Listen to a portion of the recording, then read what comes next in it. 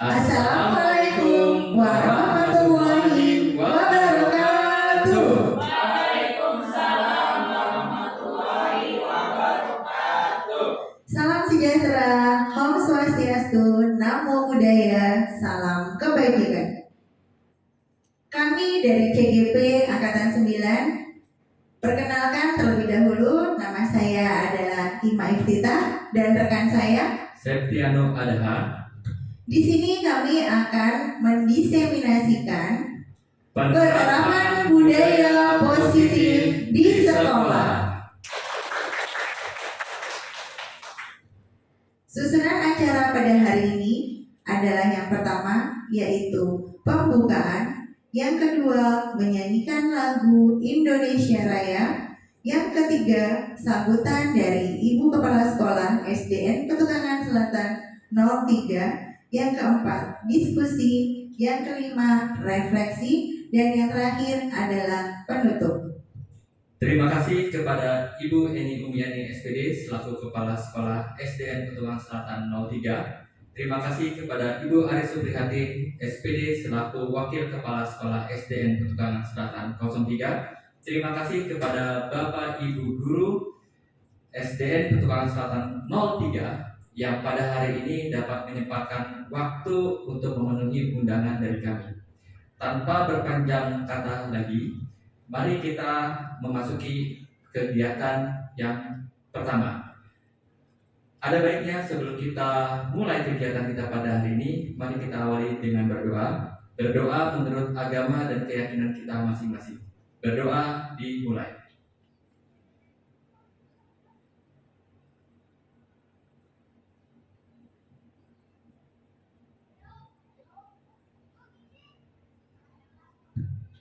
Berdoa selesai. Acara selanjutnya adalah menyanyikan lagu Indonesia Raya. Bapak Ibu Guru dimohon untuk berdiri.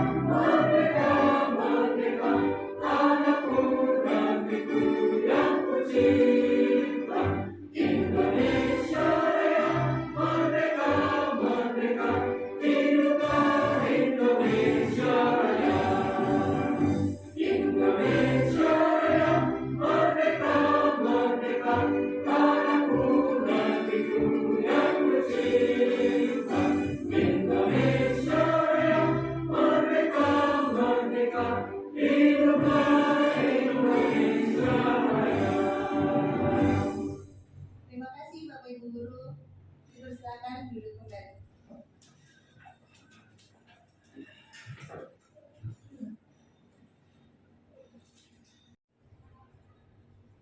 Baik, kita akan memasuki ke kegiatan selanjutnya, yaitu adalah sambutan.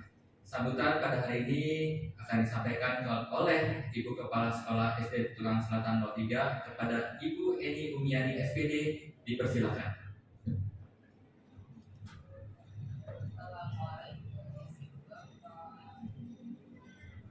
Terima kasih Bu Ima dan Pak Yan. Bismillahirrahmanirrahim. Assalamualaikum warahmatullahi wabarakatuh. Waalaikumsalam warahmatullahi wabarakatuh. Alhamdulillahirabbil alamin. Wassalatu wassalamu ala asrofil anbiya'i wal mursalin wa ala alihi wa sahbihi ajmain. Amma ba'du.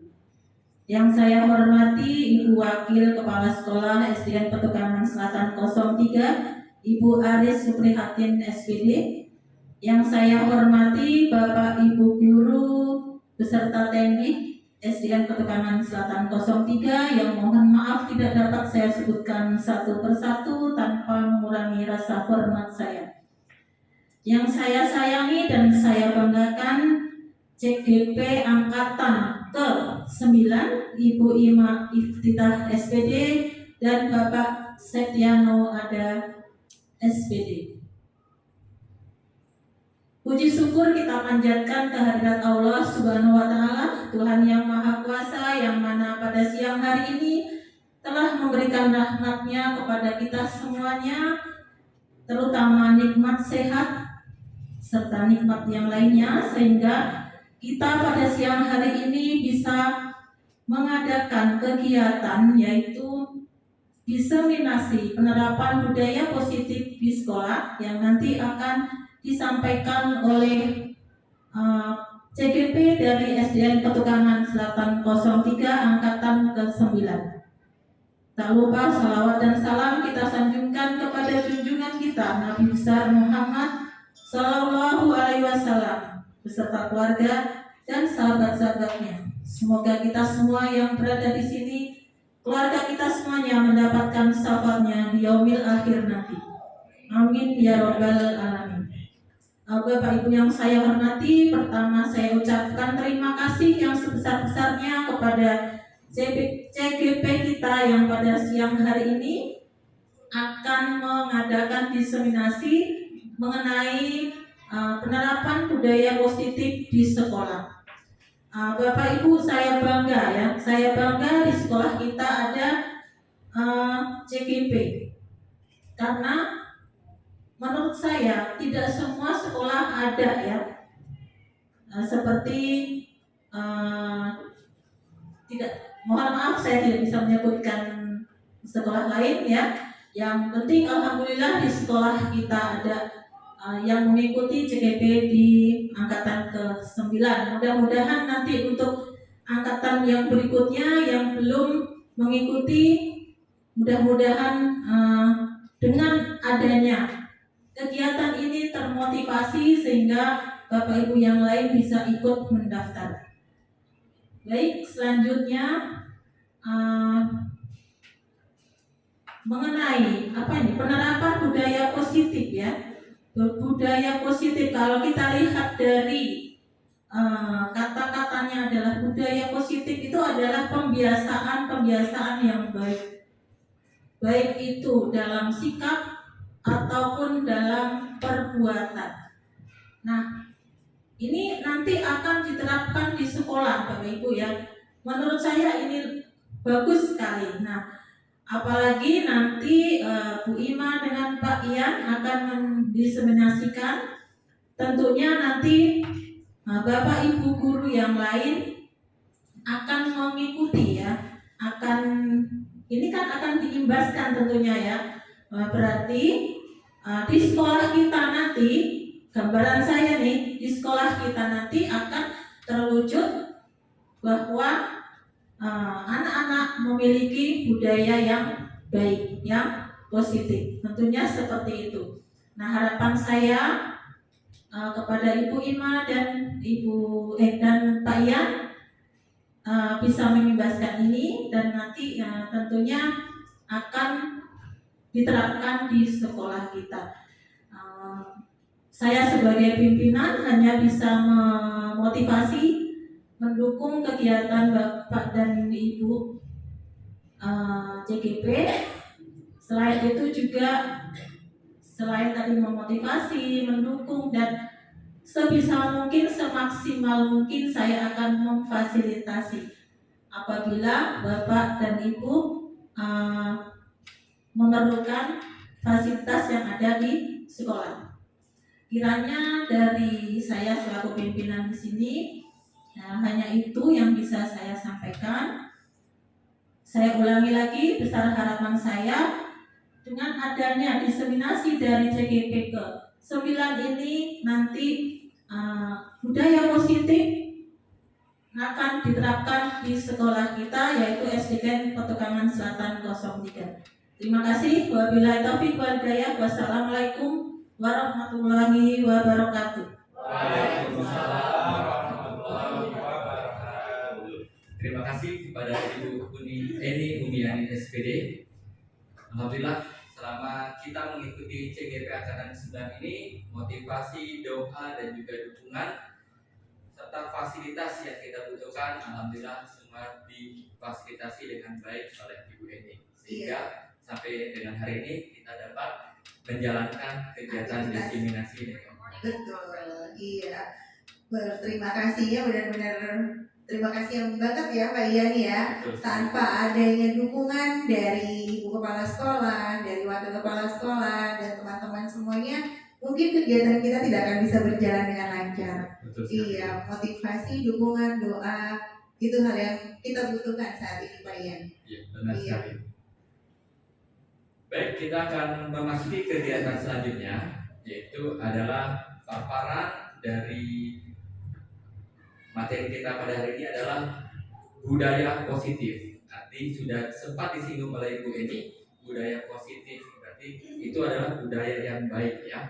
Nah, mungkin masih awam di Bapak Ibu semuanya, seperti apa sih budaya positif itu? Nah, untuk itu Bu Ima akan mengawali kegiatan diseminasi kita pada hari ini. Kepada Bu Ima dipersilakan.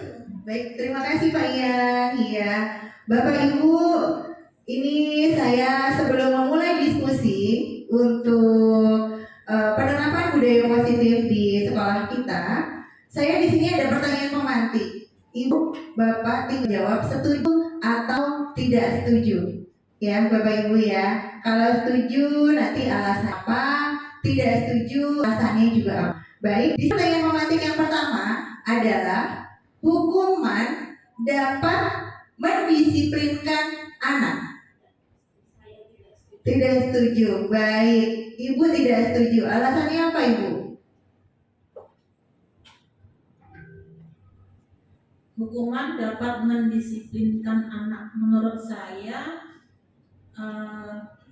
untuk mendisiplinkan anak bukan dengan hukuman, tapi dengan pembiasaan yang baik, yang mereka itu nantinya memiliki kesadaran sendiri untuk itu. Menurut saya, disiplin itu tidak harus disuruh, tidak harus dihukum, ya, tetapi disiplin adalah kesadaran anak itu sendiri. Dalam arti tidak harus dioprak-oprak, dia sudah tahu melaksanakan kewajibannya. Baik, terima kasih Ibu Eni. Ya, betul sekali ya. Hukuman karena tadi kalau misalkan karena dioprak-oprak, jadi anak itu karena takut aja melakukannya gitu ya Bu. Setelah melakukan hukuman, dia lupa lagi kesalahannya apa, diulang lagi. Karena mereka tidak menyadari dari dirinya. Jadi tidak ada unsur intrinsiknya ya Bu ya. Makanya kita harus bisa menyelesaikan masalah tidak dengan hukuman. Nah, nanti ini kita akan bahas dengan proses segitiga restitusi. Baik, ke pertanyaan kedua Bapak Ibu. Pemberian hukuman dengan hal positif seperti membaca buku atau membersihkan halaman sekolah dapat meningkatkan disiplin anak. Kira-kira setuju atau tidak setuju? Kalau tadi hukuman doang, nah yang sekarang hukumannya positif nih, gitu, membaca atau membersihkan halaman sekolah dapat meningkatkan disiplinan anak. Kira-kira setuju atau tidak setuju Bapak Ibu? Tidak setuju. Baik, alasannya apa Ibu Dwi? Tidak setuju. Baik, menurut saya tidak setuju karena untuk membaca bagi kelas bawah ya, terutama kelas 1 dan kelas 2 masih banyak yang belum lancar. Jadi kalau membaca itu menjadi beban, tambah beban bagi anak itu sendiri. sedangkan membersihkan halaman pun mereka belum memiliki tubuh yang kuat untuk membersihkan halaman. Mungkin itu jadi beban lagi. Jadi kita memberikan hukuman setidaknya tidak menambah beban bagi anak. Baik, iya. Kira-kira setuju gak nih Bapak Ibu dengan pendapat Ibu Dwi? Setuju ya Bapak Ibu ya? Oke, siap. Pak Surwa, monggo Pak. Setuju atau tidak setuju Pak Surwa? Saya setuju. Setuju? Ya. Waduh. Sedikit berbeda. Siap, berbeda ini dengan Bu Dwi. Betul. Kira-kira kenapa tuh Pak? Bapak bisa menjawab pertanyaan yang nomor 2 setuju. Alasannya apa Pak Surwa? Yang pertama untuk kelas ini khusus untuk kelas tinggi ya Bu ya Pak ya. Hukuman membaca, membersihkan halaman itu juga sesuatu yang positif. Artinya mampu dikerjakan oleh anak tanpa meninggalkan trauma buat mereka. Jadi seperti ini kalau saya berbuat salah. Seperti ini kalau saya tidak berbuat salah. Ini bagian daripada kuratif ya Bapak Ibu. Artinya anak itu sudah bersalah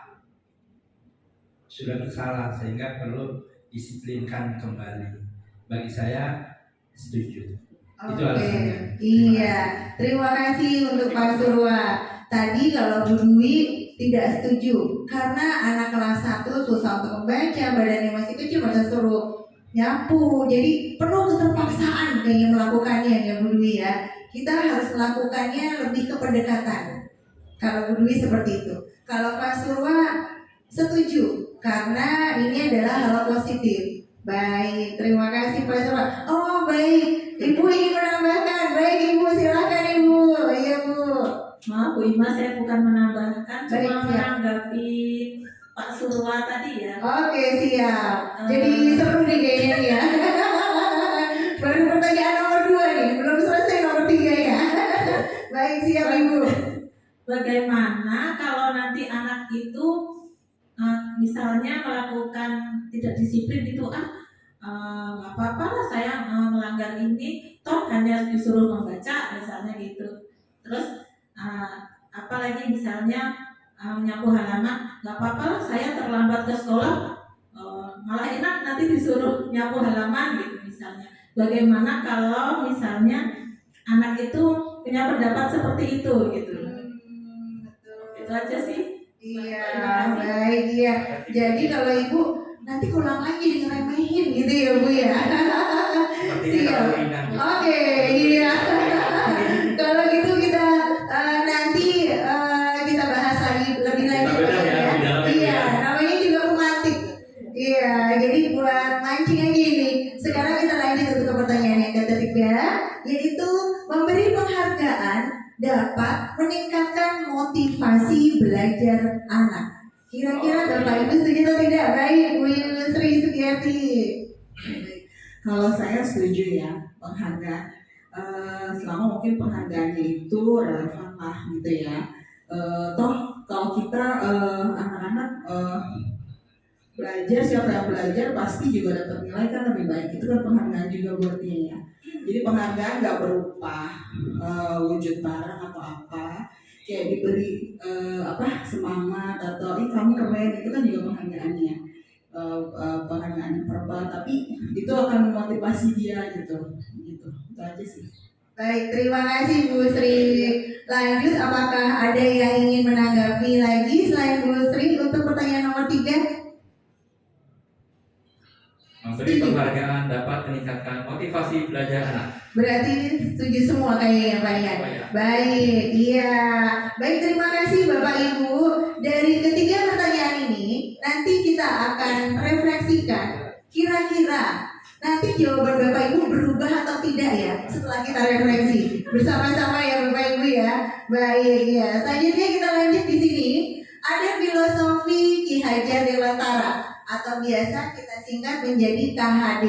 Ya, di sini pendidikan yaitu menuntut segala kekuatan kodrat yang ada pada anak-anak itu agar mereka sebagai manusia dan sebagai anggota masyarakat dapatlah mencapai keselamatan dan kebahagiaan setinggi-tingginya. Mungkin Bapak Ibu juga sudah tidak asing ya, kita guru itu diibaratkan sebagai petani dan anak-anak adalah bibitnya atau tanamannya.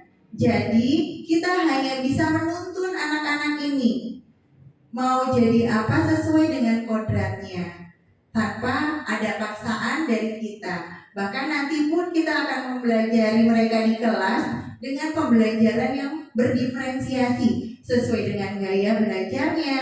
Tidak mungkin ketika anak ini senangnya yang kinestetik disuruhnya mereka visual, nggak betah mereka. Kebalikannya, mereka yang visual disuruh kinestetik, orang saya senangnya visual Bu, saya senangnya nonton, seperti itu. Jadi kita benar-benar menghamba bukan berarti seperti kita kepada Tuhan, bukan, tetapi intinya kita belajar, kita menjadi guru, kita harus selalu berpihak kepada murid-murid kita. Baik, slide selanjutnya yaitu, nah, Bapak Ibu di sini ada perubahan paradigma kepalan tangan, kegiatan kepalan tangan. Supaya nggak ngantuk Bapak Ibu, saya akan mengadakan game sebentar ya Bapak Ibu ya. Saya memiliki secari kertas. Di sini Bapak Ibu boleh yang berdua boleh berpasangan. Nah, Bu Iyi boleh berpasangannya sama Ibu. Satu aja Pak ya. Satu. Secari kertas ditulis dulu, jangan langsung dulu. Bu Teti sama Bu Basri, ya, Bu Dwi, Bu Zaleha sama Pak Surwa. Selanjutnya Bu Aris dan Bu Ani. Berdua aja Bu. Iya. Baik. Nah, di sini saya sudah membagikan kertas kosong ya Bapak Ibu ya. Bapak Ibu coba tuliskan hal yang berharga apa menurut Bapak Ibu. Tapi jangan sampai teman sebelahnya tahu salah satu yang menulis. Di sini ada A dan B, ya. Anda dan teman Anda, sobat cari kertas kecil, tuliskan benda atau sesuatu yang sangat berharga untuk Anda. Bebas mau apa saja. Letakkan di salah satu tangan Anda, kemudian Anda genggam dengan segala daya, buatlah sebuah kepalan dengan sekuat tenaga, walaupun teman Anda mau mencuri, mau Bu, ya. coba kulihat jari Ibu.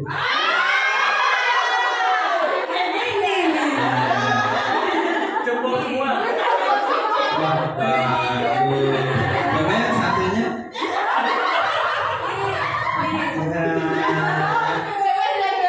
Dua-duanya.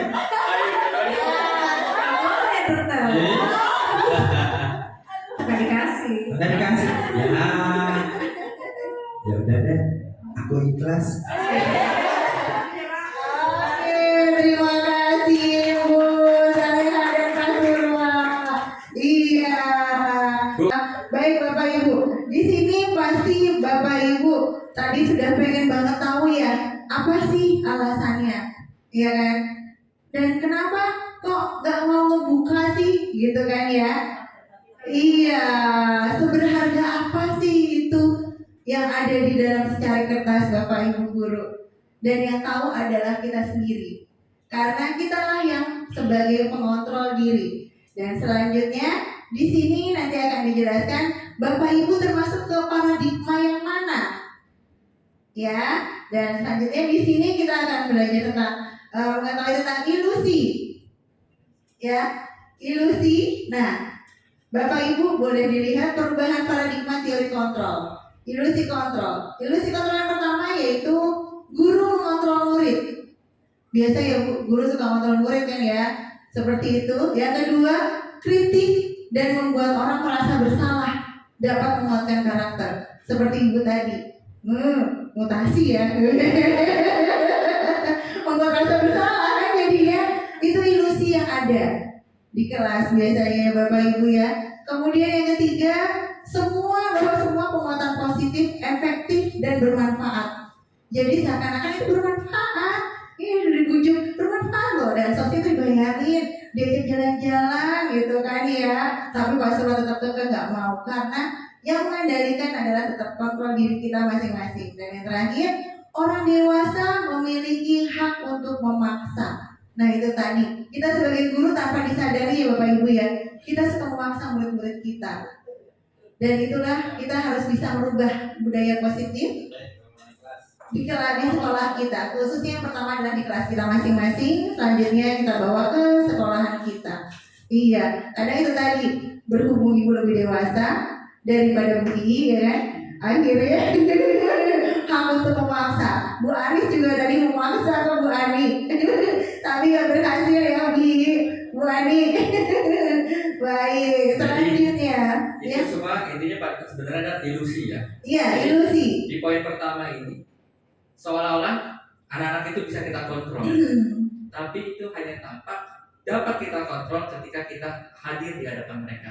Betul. Ketika kita bilang sebenar, Mereka udah bertindak seperti sebelumnya lagi, seperti Karena itu. mereka bergerak atas kontrol mereka sendiri. Seperti itu Bu ya. Betul, iya Maya. Baik, selanjutnya. Nah, ini adalah perubahan paradigma. Bapak Ibu tadi termasuknya yang stimulus respon atau yang teori kontrol. Begitu Bapak Ibu ya. Dan di sini kita akan melihat coba stimulus yang pertama, kita mencoba mengubah agar orang berpandangan sama dengan kita. Tadi seperti Pak Surwa dengan Bu Zaleha, ayo ini Pak Surwa mungkin punya pandangan yang sama, tapi Bu Zaleha punya teori kontrol dia. Kita berusaha memahami pandangan orang lain tentang dunia. Seperti itu. Yang kedua, perilaku guru dilihat sebagai suatu kesalahan. Mau sih gitu ya Bu ya. Ini muridnya gitu ya Bu, biasa kita sebagai guru suka begitu. Sebenarnya yang benar adalah semua perilaku itu memiliki tujuan.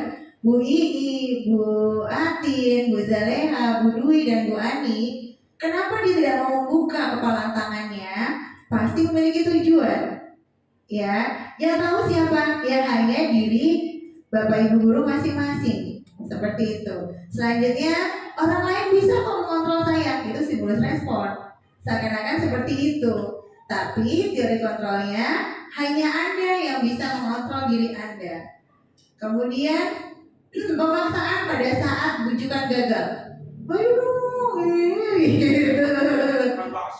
Makan bakso, diajak jalan gitu. Ada unsur pemaksaan. Itu stimulus responnya. Nah, yang benarnya adalah kolaborasi dan konsensus menciptakan pilihan-pilihan baru. Kita harus tadi pendekatan ya Bu ya, kita kolaborasi dengan murid-murid kita melakukan pendekatan dan menciptakan pilihan-pilihan yang baru. Seperti itu. Selanjutnya adalah kita suka berpikir menang atau kalah. Kalah nih, udahlah sini aja, gitu. Apalagi kita merasa guru dan murid, pasti kita merasa menang. Orang dewasa selalu seperti itu. Padahal yang benar adalah model berpikir kita sama-sama menang. Jadi tidak ada yang paling, gitu ya Bapak Ibu guru ya. Jadi di sini kita tidak boleh menganggap walaupun murid kita anak kecil, kita menganggapnya kita yang selalu menang. Iya, dan kita akan mulai berubah sedikit-sedikit. Semoga kedepannya kita bisa menjadi guru yang lebih baik lagi dengan menerapkan budaya positif. Baik, selanjutnya paparan akan dilanjutkan oleh Pak Ian. Oke, baik, terima kasih Bu Ima. Saya sebelum melanjutkan materi mengenai makna disiplin, sedikit menambahkan mengenai teori stimulus respon. Mungkin Bapak Ibu ada yang ingat siapa pencetus dari stimulus respon? Seorang fisiolog dari Soviet. Dan teori ini rupanya lama sekali ada di paradigma kita para pendidik. Tadi kalau kita bandingkan gitu ya, stimulus respon dengan teori kontrol. Jadi pencetus teori stimulus kontrol itu adalah Ivan Pavlov, asal Soviet. Dan yang mencengangkan banget itu adalah, kalau Bapak Ibu ingat, Ivan Pavlov melakukan 4 percobaan. Tetapi yang sangat disayangkan banget, yang sangat disayangkan sekali, hasil penelitian dia itu diterapkan ke peserta didik kita, di mana subjek itu ada berbeda.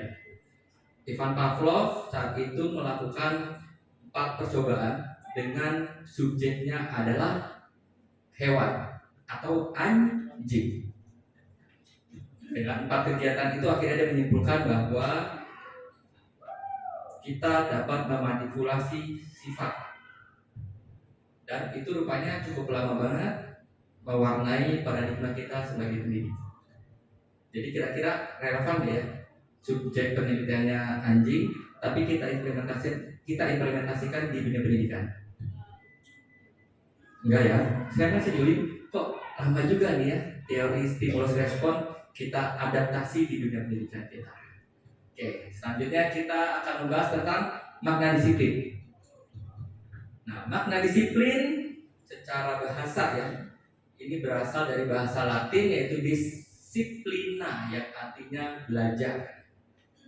Tapi kalau dalam sejarah Yunani kuno, disiplin itu berkonotasi dengan murid-muridnya dari Socrates dan Plato.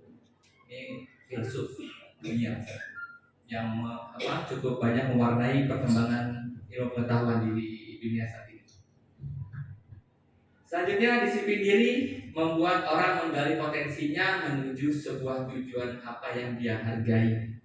Nah, inilah disiplin diri. Nah, namun di dalam budaya kita, ya, makna disiplin ini telah berubah menjadi sesuatu yang dilakukan seseorang pada orang lain untuk mendapatkan kepatuhan.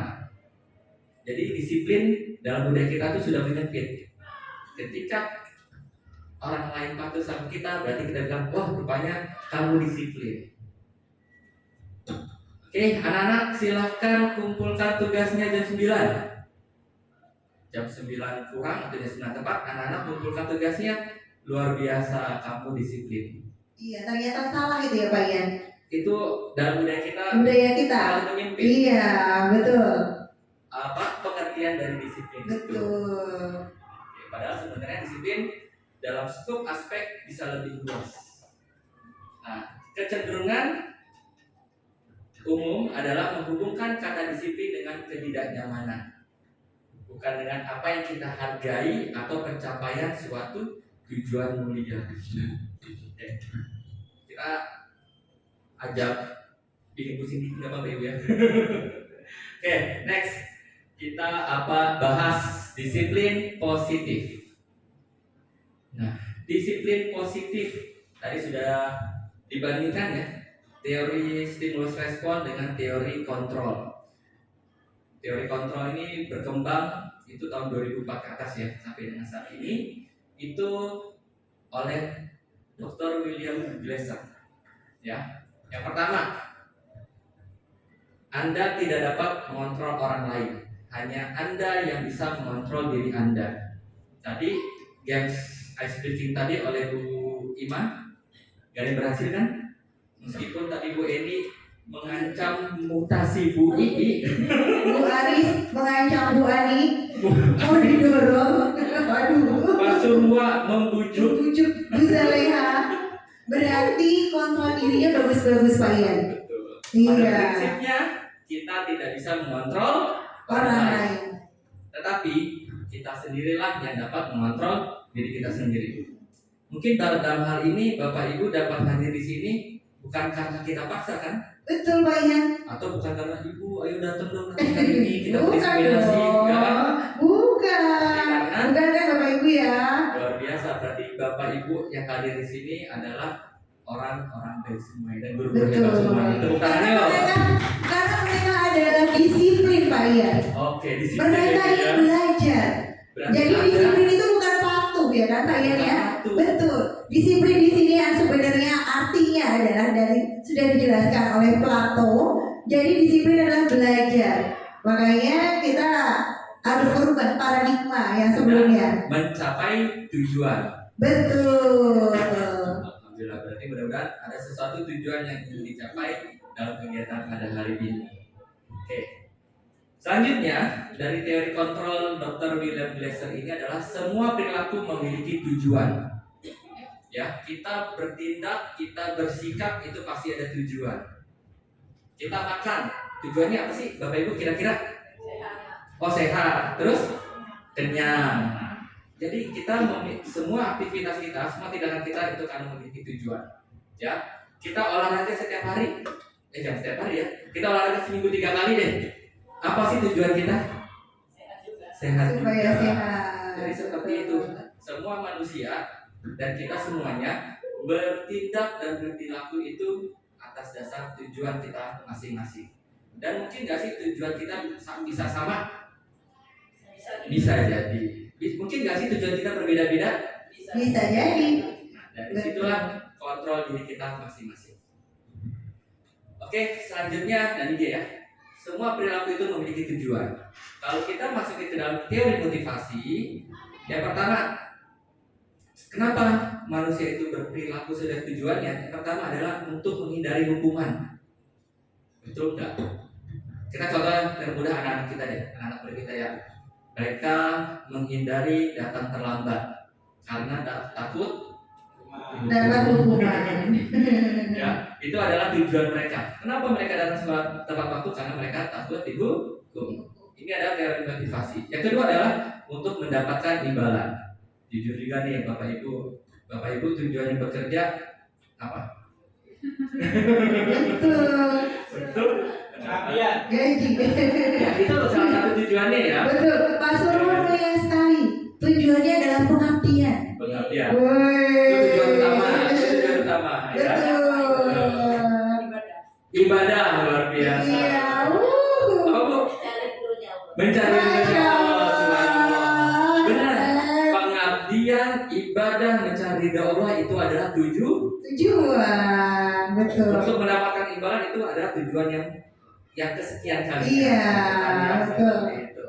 Dan kalau kita ketahui dalam teori motivasi, untuk menghindari hukuman, untuk mendapatkan imbalan ini adalah motivasi ekstrinsik, yaitu adalah motivasi dari luar. Karena apa? Karena di luar itu ada sistem. Kalau kalian tertib, kalian dapat imbalan. Kalau kalian nggak tertib, kalian akan mendapat hukuman. Gini Pak Yan, kalau kalian datangnya tidak terlambat, TKD-nya tidak dipotong. Ya. Kalau terlambat, TKD-nya dipotong. Nah, Ini jadi pakai pada apa ini? itu hukuman ya, Pak Yan ya. Kena hukuman disiplin. Nah, betul sekali. Jadi sistem itulah yang membuat motivasi seseorang itu dapat bergerak. Nah, itulah yang dimaksud dengan motivasi ekstrinsik. Nah, sekarang kita coba lihat dulu deh. Motivasi intrinsik yaitu adalah untuk menghargai diri sendiri. Saya pas baca ini juga menjadi sebuah sentilan sih buat diri saya sebenarnya. Saya harus datang tepat awal waktu bukan karena saya takut TKD-nya dipotong. Apa iya? Saya pengen seperti itu. Oh gitu. Tapi adalah supaya saya menghargai diri saya sendiri. Betul. Itu dari dalam diri Pak Yan sendiri ya. Betul. Berarti Ya. termasuk unsur intrinsik. Unsur intrinsik. Oke. Ya, jadi ini yang dimaksud dengan motivasi intrinsik adalah kita untuk menghargai diri kita sendiri. Nah, ini adalah mengacu dari nilai-nilai universal. Dari nilai-nilai universal itu adalah nilai-nilai fitrah kita sebagai manusia. Itulah yang dimaksud dengan nilai-nilai universal. Oke, selanjutnya ini adalah tadi sudah disampaikan juga oleh Bu Ima, dalam teori kontrol itu tidak ada menang kalah. Ya, mungkin dalam stimulus respon itu kita menang kalah. Dan kalau dalam teori kontrol adalah kita berpikirnya adalah menang-menang. Kita kolaborasi, kita konsensus menciptakan pilihan-pilihan baru. Mungkin kalau kita Pavlov tuh saya lihat itu di percobaan pertama anjing dikasih makan. Setelah ketika ditampilkan makanan timbul air liurnya. Wah, berarti Pavlov dan polisi menang, sedangkan si anjing kalah. Percobaan kedua, anjing ditampilkan bel, tapi anjing tidak berrespon. Berarti anjingnya menang, si Pavlovnya kalah. Percobaan ketiga, dikasih makanan, harus dibunyikan bel. Si anjing keluar air liurnya. Percobaan keempat, bel keluar air liurnya. Nah, itu adalah dalam konsep teori stimulus respon. Dalam teori kontrol ini kita berpikir menang-menang. Mungkin nanti akan kita lihat dalam praktek segitiga restitusi. Kebetulan kita kemarin sudah mencoba mempraktekannya, nanti akan kita praktekkan dalam video. Dalam model berpikir ini kita nanti akan mempelajari juga 5 posisi kontrol kita. Dalam skop pendidikan di sekolah kita bisa menempatkan ataupun kita juga bisa memilih posisi kita, apakah sebagai penghukum, apakah sebagai pembuat rasa bersalah, apakah sebagai teman, apakah sebagai pemantau, ataukah sebagai manajer. Nanti akan kita bahas lebih dalam mengenai segitiga restitusi. Ini makin menarik ke dalamnya. Oke, selanjutnya adalah realitas atau kebutuhan kita berbeda-beda. Kita berusaha memahami pandangan orang lain tentang dunia. Setiap orang memiliki gambaran berbeda-beda. Ini karena apa? Karena kita memiliki perspektif yang berbeda-beda. Makanya kita bisa menghasilkan persepsi satu orang dengan orang yang lain kita berbeda.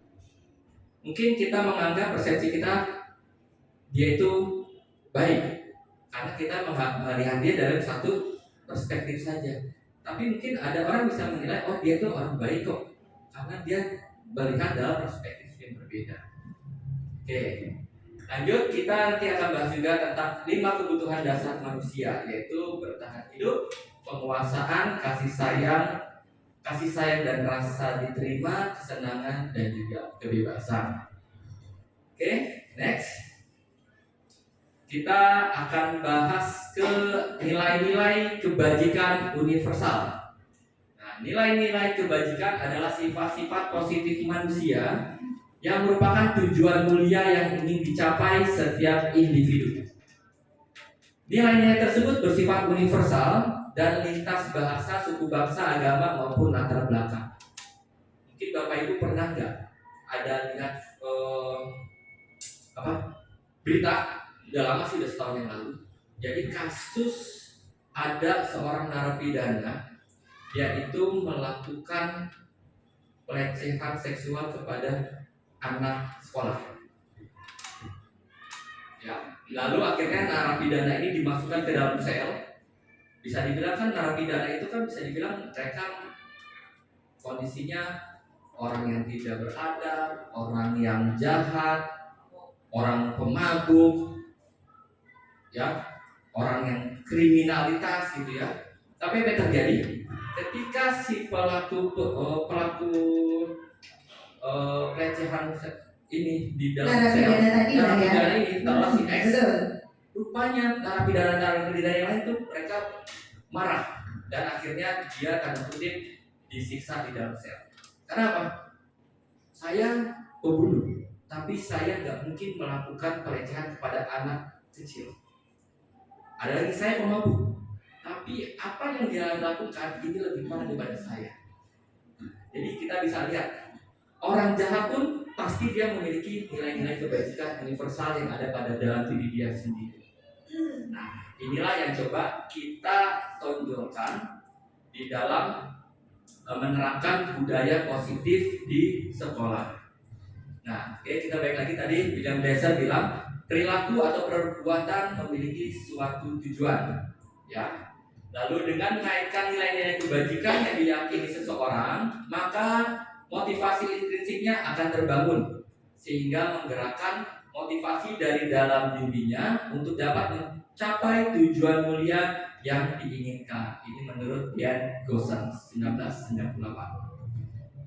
Oke, mungkin kalau kita lihat nilai-nilai kebajikan universal itu sangat luas, tapi rupanya Pak Ki Hajar Dewantara ini sudah merumuskan dan ini sudah terus dalam profil pelajar Pancasila, yaitu adalah pertama, beriman, bertakwa kepada Tuhan Yang Maha Esa dan berakhlak mulia, mandiri, bernalar kritis, kebinekaan global, gotong royong, dan juga kreatif. Iya, ini udah nggak asing ya Pak Ian ya. Nggak asing. Iya, ini kira-kira apa ya Bapak Ibu ya? Dari yang tadi disebutin Pak Ian, beriman, bertakwa, mandiri, bernalar kritis, berkebinekaan global, bergotong royong, kreatif. Itu apa ya Bapak Ibu? Khususnya kelas 1, kelas 2, kelas 4, kelas 5 nih yang sudah menerapkan kurikulum merdeka. Kira-kira poin-poin nilai kebajikan apa ya yang tadi disampaikan Pak Ian? Oke, Tepuk tangan buat Bu Ani. betul. Ini adalah dimensi profil pelajar Pancasila. Iya, ada 6 dimensinya ya Bu Ani ya. Berarti Bu Ani nggak ngantuk karena Bu Ani mendengarkan apa yang disampaikan oleh Pak Ian. Oke, lanjut Pak Ian. Next ya. Nah, kita lanjut akan bahas tentang teori motivasi perilaku manusia. Nah, kita lihat dari pertama, ingat ya tadi kalau coachingnya William Glasser berteori bahwa semua perilaku manusia memiliki tujuan. Nah, sekarang kita lihat satu. Untuk menghindari ketidaknyamanan, hukuman apa yang akan terjadi apabila saya tidak melakukannya. Ini adalah termasuk motivasi eksternal. Karena di lingkungan dia itu ada sistem yang membuat dia atau orang tersebut melakukan sesuatu. Selanjutnya, untuk mendapatkan imbalan dari orang lain atau institusi, apa yang akan saya dapatkan apabila saya melakukannya? Nah, ini juga masih sama. Ini adalah motivasi eksternal. Selanjutnya, untuk menghargai diri sendiri.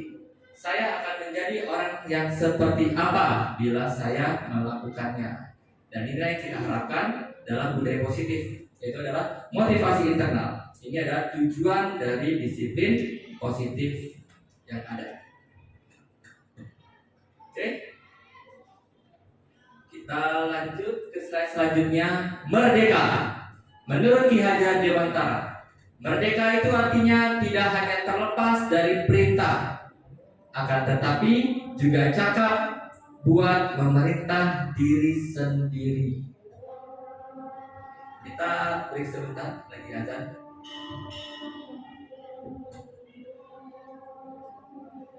Di sini ada dihukum oleh penghargaan. Nah, tadi ya ada yang menjawab penghargaan setuju atau tidak setuju. Ini kayak mulai terjawab nih. Pertanyaan memantik tadi yang 3 tadi Pak Ian. Ini kita bahas nih ya Bu ya. Iya, sudah mulai nih Pak Ian. Nah, kita lihat di sini bahwa penghargaan berlaku sama dengan hukuman. Jadi penghargaan sama tuh Bu, ternyata sama hukuman. Seperti itu. Dalam arti meminta atau membujuk seseorang melakukan sesuatu untuk memenuhi suatu tujuan tertentu dari orang yang meminta atau membujuk. Dorongannya adalah dorongan eksternal, akan ada faktor ketergantungan. Nah, di sini ketergantungan tadi ya Bapak Ibu ya. Jadi ketergantungan itu awalnya jangka pendek, penghargaan, ya kan? Dikasih, wah iya kamu bagus ya kerjaan kamu ya, kamu Ibu kasih hadiah ini. Nah, setelah itu habis itu orang udah gak dipuji lagi, biarin aja, gitu kan biasanya anak-anak ya Bapak Ibu ya. Akhirnya jadi ketergantungan yang berkepanjangan. Seperti itu, makanya tadi kejawab itu ya Bu ya. Pertanyaan yang penghargaan, iya setuju atau tidak setuju. Nah di sini, nah yang pertama itu nanti akan berpengaruh jangka pendek dan jangka panjang. Yang kedua, penghargaan sama aja dengan menghukum. Jadi malah anak itu jadi berbuat yang karena tidak dihargai, nggak ada hadiahnya, nggak ada, bukan berarti selalu hadiah ya Bapak Ibu ya. Wah hebat, wah ini gitu kan. Kita suka seperti itu kadang sama anak-anak kita. Ketika tidak dipuji lagi, akhirnya anak-anak udah biarin ini, jelek-jelekin aja. Malah jadi hukuman buat kita, menghukum sekarang, menghukum mereka. Kemudian penghargaan mengurangi ketepatan. Penghargaan tidak efektif. Penghargaan merusak hubungan. Kira-kira apa nih Bu contohnya? Penghargaan merusak hubungan. Penghargaan bisa merusak hubungan.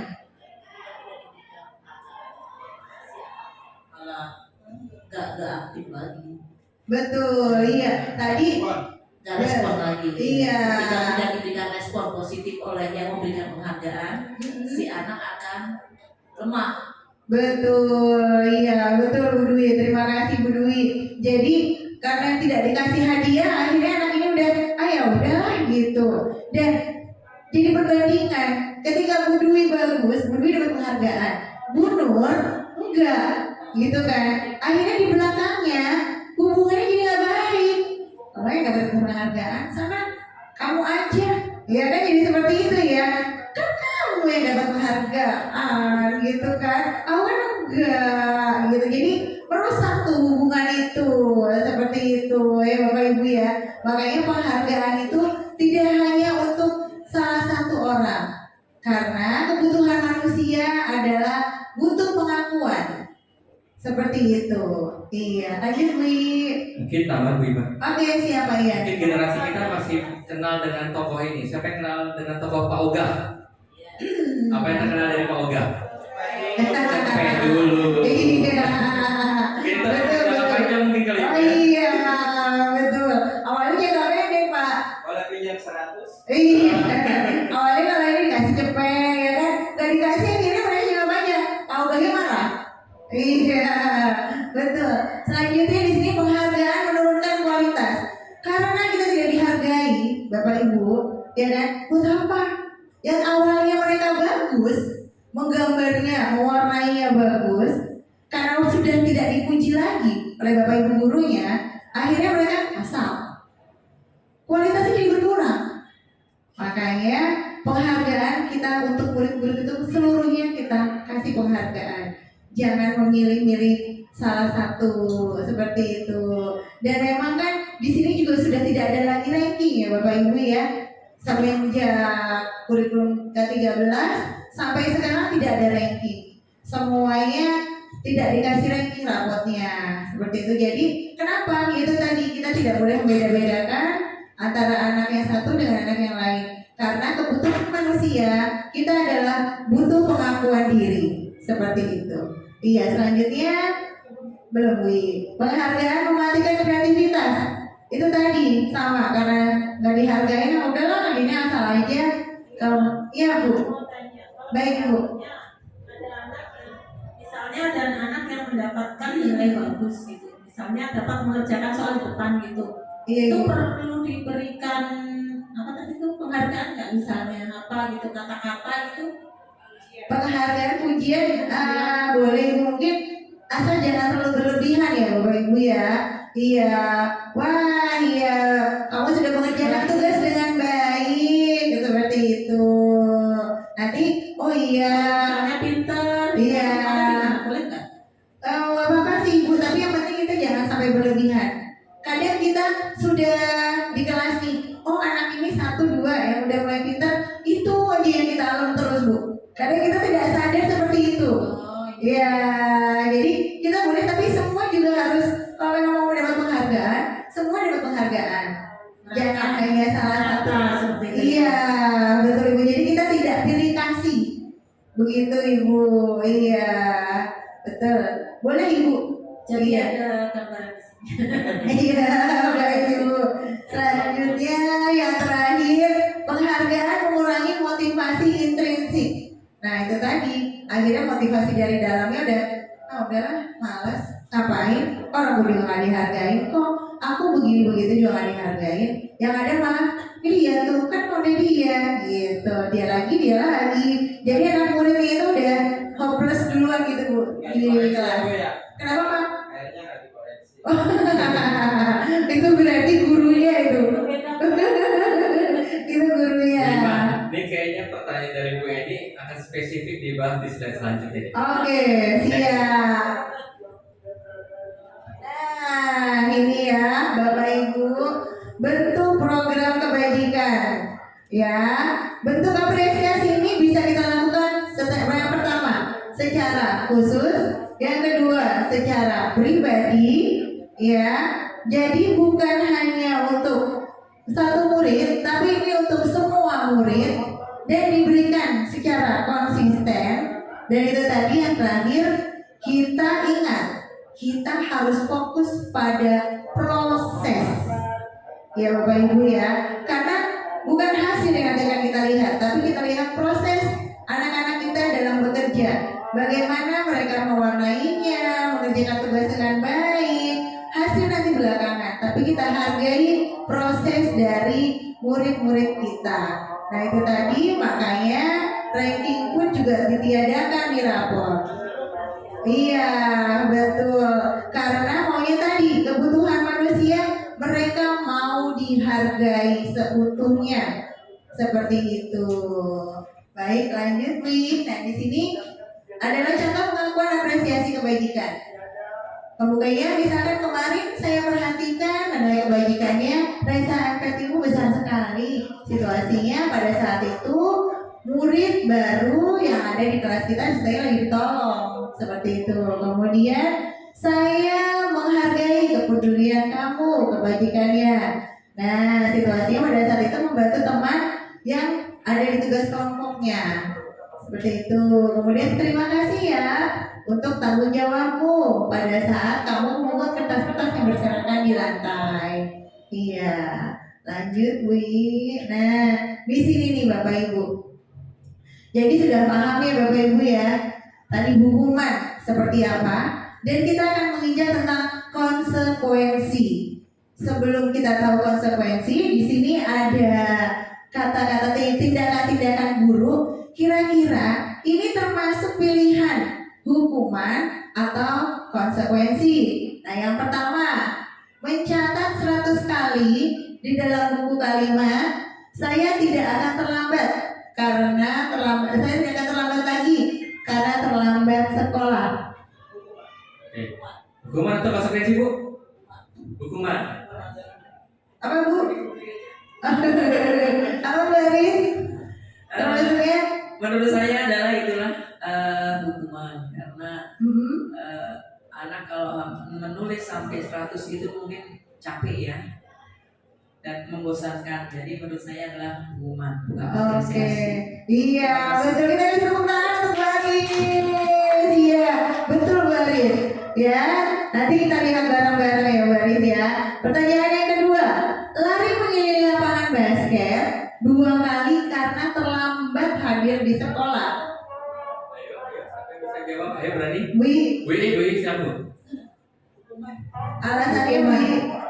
Lari mengelilingi lapangan basket, ya kan apa sih, gak ada hubungannya sebenarnya ya. Dan terlambat gitu kok ke fisik ya gitu. Oke, siap, lanjut. Pertanyaan yang ketiga, murid diminta untuk push up 15 kali karena tidak menggunakan masker ke sekolah. Hukuman. Kenapa Karena nggak ada hukuman? kaitannya antara push up dengan masker. Iya, oke. Lanjut, membersihkan tumpah, menggantikan kertas tugas teman yang telah dicoret-coret. Menggantikan kertas tugas teman yang telah dicoret-coret menurut saya adalah konsekuensi. Alasannya Bu? Alasannya ya karena tadi melakukan coret-coret tadi, konsekuensinya ya harus ganti. Oke, siap. Lanjut di kalimat berikutnya, tindakan guru yaitu membersihkan tumpahan air di meja tulis karena tersenggol pada saat belajar. Oke Pak Surwa, kira-kira hukuman atau konsekuensi Pak? Konsekuensi Bu, Konsekuensi, kenapa tuh alasannya? karena sifatnya positif. Kalau hukuman sifatnya negatif Bu. Oke, siap. Jadi kayak itu ya Pak, magnet ya. Ada kutub positif, ada kutub negatif. Siap. Kemudian murid disuruh untuk mengenakan kalimatnya agak salah di sini. Murid disuruh untuk tidak mengenakan sepatu seharian di sekolah karena tidak mengenakan sepatu hitam. Karena sepatunya tidak hitam, jadi anak ini tidak boleh pakai sepatu seharian. Kira-kira hukuman atau konsekuensi? Ayo Bu Nur. Batin. Hukuman. Oke, alasannya apa Batin? Alasannya? Alasannya apa? Sama kasih saran di sini kasih saran jadi saya bingung sendiri. Akhirnya cuma nanggut-nanggut doang. Makanya Alasannya apa Bu Atin? Alasannya karena sebenarnya itu pun tidak menyelesaikan masalah atau dia tidak menunjukkan sikap untuk tanggung jawabnya tadi. Justru itu akan merugikan anak kan, karena seharian dia sekolah tanpa sepatu. Sebenarnya itu mendapat masalah baru sebenarnya. Betul. Berarti tidak menyelesaikan masalah ya Bu Atin ya. Dan yang terakhir, nah ini Bu Aris nih, lebih tepat untuk menjawabnya nih. Karena ada pelajaran PJOK ya. Lari mengelilingi lapangan basket 2 kali karena terlambat 10 menit untuk pelajaran PJOK. Kira-kira gimana nih Bu Aris? Menurut saya adalah hukuman. Hukuman, alasannya apa Bu? Karena agar anak itu lebih disiplin lagi atau menghargai waktu, menghargai peraturan gurunya. Oh gitu, oke siap. Kalau gitu kita buka bersama-sama Bu Iis. Di slide berikutnya jawabannya. Tada! Iya, tadi nomor 1 betul itu termasuk hukuman. Nomor 2 termasuk hukuman. Kenapa dia termasuk hukuman? Kan menulis kalimat. Kalau misalnya kayak ini nih, saya balik ya Bu, menulis 100 kalimat, tapi pelajarannya bahasa Indonesia. Kira-kira hukuman atau konsekuensi? Tetap hukuman Bu. Terbalik Bu, konsekuensi karena ada pelajaran bahasa Indonesia. Ingat gak Bu di kelas 1? Biar mereka belajar nulisnya bagus, suruh belajar nulis yang banyak. Biar tulisannya itu mereka lebih tertata.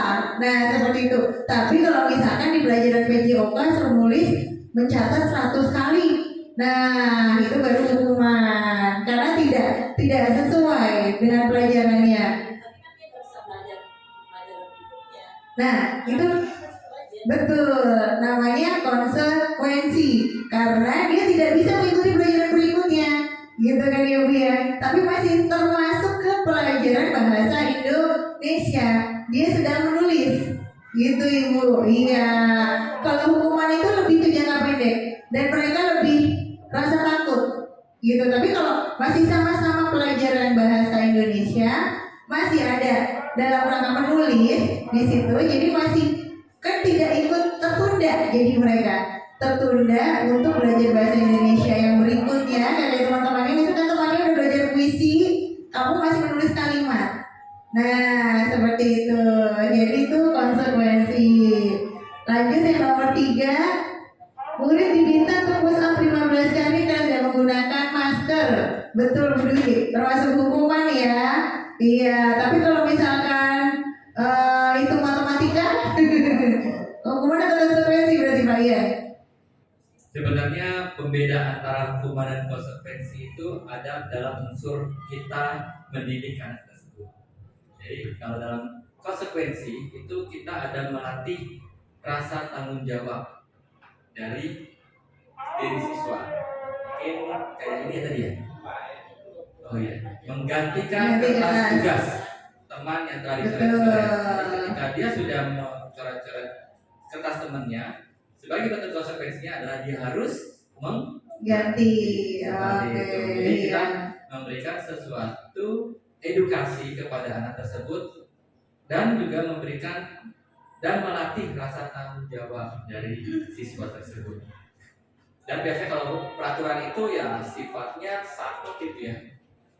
Jadi kalau konsekuensi itu tergantung dari apa yang dia lakukan, tergantung dari perbuatan dia, dan itu memang harus berefek langsung dengan si korban. Nah itu adalah konsekuensi. Berarti kalau aturan, kalau hukuman itu karena dia melanggar aturan ya? Ya betul.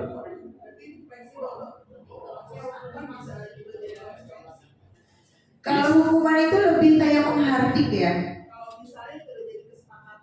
Beda. Beda, iya. Ini nanti kita bahas Kesepakatan dulu. kelas, Kita iya. bahas keyakinan kelas. Betul. Nanti Bu Yi kayaknya udah gak sabar. Mau ke slide berikutnya. Udah. Biar cepat selesai kayaknya.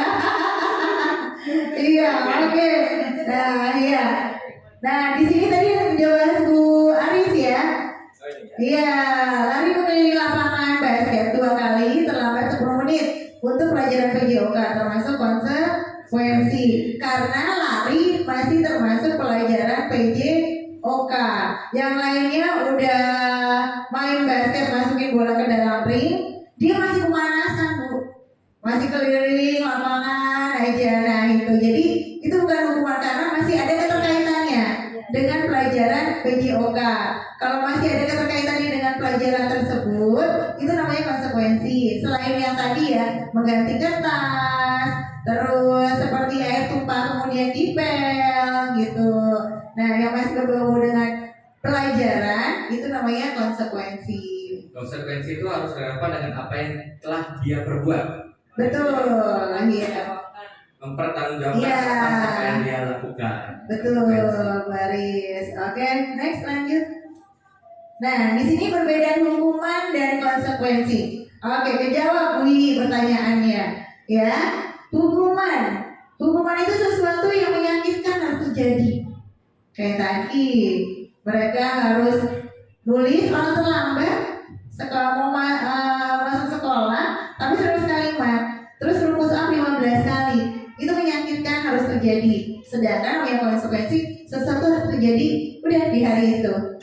Dan kemudian yang kedua, membuat anak sakit fisik maupun hati untuk jangka yang lama. Itu tadi mereka masih akan diingat. Waktu aku terlambat, aku disuruh push up 15 kali. Nah itu mereka akan diingat terus tuh. Akan diingat selalu gitu. Dan sedangkan konsekuensi itu membuat anak merasa tidak nyaman dalam jangka waktu pendek dan hanya di hari itu saja. Kayak tadi ketika kertasnya robek, mereka suruh ganti dan tidak nyamannya hanya di hari itu saja. Ketika sudah diganti, sudah selesai urusan. Seperti itu. Kemudian anak membenci kedisiplinan. Nah, malah jadi karena dihukum-hukum terus, akhirnya udahlah capek, udah daripada dihukum terus, udah sekarang nggak disiplin aja deh. Gitu. Anak jadinya kalau konsekuensi, anak menghargai disiplin. Dan hukuman di sini ada paksaan. Jadi kita sebagai orang dewasa tadi yang memaksa anak tersebut. Padahal kalau konsekuensi dia lebih ke stimulus tanggapan. Kalau misalnya kertas teman kamu robek, terus kamu mau seperti apa? Bagaimana? Gitu. Di sini jiwa-jiwa manajer kita sebagai guru di dalam kelas mulai dimainkan. Kemudian mendorong anak menyakiti diri sendiri. Jadi konsekuensi mendorong anak agar mudah menyesuaikan diri. Konsep diri yang buruk kalau hukuman itu. Konsekuensi adalah konsep diri yang baik. Kemudian di dalam hukuman anak belajar untuk menyembunyikan kesalahannya. Ingat ya Bapak Ibu ya, film Doraemon ada Nobita. Kalau tadi Pak Ian bilang film Pak Oga, saya juga punya film Doraemon. Nobita ya Bapak Ibu. Nilai ulangannya tidak pernah mau dikasih tahu ke ibunya. Kenapa? Karena takut mendapatkan hukuman seperti itu. Akhirnya disembunyikan kesalahannya. Sedangkan kalau konsekuensi, anak belajar untuk mematuhi peraturan. Dan hukuman yang terakhir, marah, rasa bersalah, dipermalukan, dan merasa tidak dihargai. Itulah yang mereka rasakan ketika hukuman. Berbeda dengan konsekuensi, kehilangan hak, tadi kertasnya berkurang jadinya, dibuat tidak nyaman, dan diasingkan untuk sementara saja. Tapi setelah itu selesai. Oke, lanjut Wi. Nah, di sini ya Ibu, Bapak Ibu, hukuman adalah termasuk identitas yang gagal. Itu tadi karena sesuatu yang menyakitkan, murid jadi tersakiti, tidak nyaman. Kemudian peraturan kamu harus. Nah, itu tadi peraturan. Peraturan itu makanya kita ganti menjadi namanya kesepakatan kelas nanti ya Pak Ian ya. Oke, di next selanjutnya akan dibahas. Kemudian yang baik itu adalah disiplin identitas sukses. Nah, karena ada kata kuncinya ya Bapak Ibu ya. Kalau mau sukses, kita harus disiplin gitu tadi. Nah ini termasuk disiplin itu tadi konsekuensi, sesuatu yang harus terjadi, tidak nyaman, korban bisa diabaikan, murid atau anak dibuat tidak nyaman aja seperti itu, tapi tidak merasa tersakiti. Penguatan hanya bertahan dalam jangka waktu pendek, memerlukan monitoring dan supervisi, membantu penerapan, apa peraturan, apakah kamu mau melakukannya? Jadi lebih ke pertanyaan. Terima kasih, murid atau anak lebih menghormati peraturan. Selanjutnya nanti akan ada restitusi. Restitusi itu merupakan pilihan. Nanti ada 3 pilihan. Kemudian kita kuatkan murid, korban itu dapat ganti. Seperti tadi kertasnya yang rusak dapat ganti. Seperti itu, murid akan mendapatkan penguatan dan masalahnya jadi terselesaikan. Murid bertanggung jawab untuk perilakunya dan fokus pada permasalahan pada jangka waktu panjang. Apa yang kamu yakini? Ada muncul pertanyaan-pertanyaan ketika guru ingin merestitusi siswanya. Apa yang kamu yakini? Apa yang kamu lakukan untuk memperbaiki masalah ini? Dan murid lebih bisa menghormati dirinya dan orang lain. Seperti itu Bu I, perbedaan antara hukuman dan konsekuensi. Baik, lanjut Pak Ian, silakan. Baik, tadi sudah dibahas sekilas tentang restitusi oleh Bu Ima. Identitas sukses itu adalah disiplin, konsekuensi, dan restitusi. Tadi mungkin kita sudah dapat tuh benang merah tuh kalau konsekuensi itu seperti apa. Nah sekarang saya akan menjelaskan tentang restitusi. Restitusi adalah proses menciptakan kondisi bagi murid untuk memperbaiki kesalahan mereka. Ya, jadi kita menciptakan kondisi bagi murid untuk memperbaiki kesalahan mereka sehingga mereka bisa kembali pada kelompok mereka ataupun juga bisa memperbaiki hubungan mereka dengan karakter yang lebih kuat. Restitusi merupakan proses kolaboratif yang mengajarkan murid untuk mencari solusi dari masalah mereka. Jadi kita latih kemandiriannya dan membantu murid berpikir tentang orang seperti apa yang mereka inginkan, dari tujuan mulia mereka dan bagaimana mereka memperlakukan orang lain. Jadi ini kita coba kemandirian. Jadi nanti kita bisa bedain antara, mungkin kalau hukuman itu pasif ya, hukuman itu pasif. Sudah ada, mereka kadang-kadang tadi Bu Ima sudah sampaikan, hukuman itu menyakitkan. Iya, karena kadang-kadang mereka melakukan A, tetapi dihukum tidak sesuai dengan apa yang mereka lakukan. Nah itulah yang bisa menimbulkan trauma psikis pada anak. Mereka menjalaninya dengan keterpaksaan Pak Ian. Dan keterpaksaan. Betul. Ya, tapi sekarang nanti kita akan belajar mengenai apa itu restitusi dan bagaimana caranya. Oke, next. Nah ini adalah 9 ciri-ciri restitusi. Yang pertama, restitusi bukan untuk mencari kesalahan, namun untuk belajar dari kesalahan. Kesalahan gak usah dicari, ya. Kesalahan itu sudah tampak kelihatan. Tapi yang terpenting adalah kita belajar dari kesalahan. Ini saya poin 1 jadi ingat film Bu. Tadi baru film Unyil, Doraemon. Yang ketiga Batman. Kayaknya perlu movie nih. Habis ini kita nonton Tegar Ibu ya di tanggal 9 November. Jadi ingat ada satu scene siapa Batman tuh tokohnya? Siapa kok ingat gak nama tokoh si Batman tuh? Batman yang sama jahat. Ya yang baik. Jadi saat itu dia sedang down banget, mentalnya kena drop. Ya akhirnya pengasuhnya bilang, why do we fall? So we can learn to rise up. Mengapa kita terjatuh? Karena kita belajar untuk bangkit. Wah, saya tuh pas lagi saya pause dan kata-katanya itu keren banget nih. Jadi untuk apa kita jatuh? Untuk apa kita melakukan kesalahan? Baik ini sengaja atau tidak? Untuk belajar memperbaiki kesalahan tersebut. Nah ini adalah inti poin dari restitusi. Selanjutnya adalah kita memperbaiki hubungan. Tadi sempat disinggung oleh korban. Tadi sempat disinggung korban ya. Nah korban ini berarti ingat dalam teori kontrol itu kita berpikir menang-menang. Ya, jadi dalam hal ini korban dan pelaku ini harus dalam kondisi menang. Yaitu adalah salah satunya adalah kita memperbaiki hubungan. Yang ketiga, dalam restitusi itu bersifat tawaran ataupun pilihan, bukan paksaan. Oke, nanti kita akan lihat praktiknya ya. Yang keempat, restitusi menuntun untuk melihat ke dalam dirinya. Yang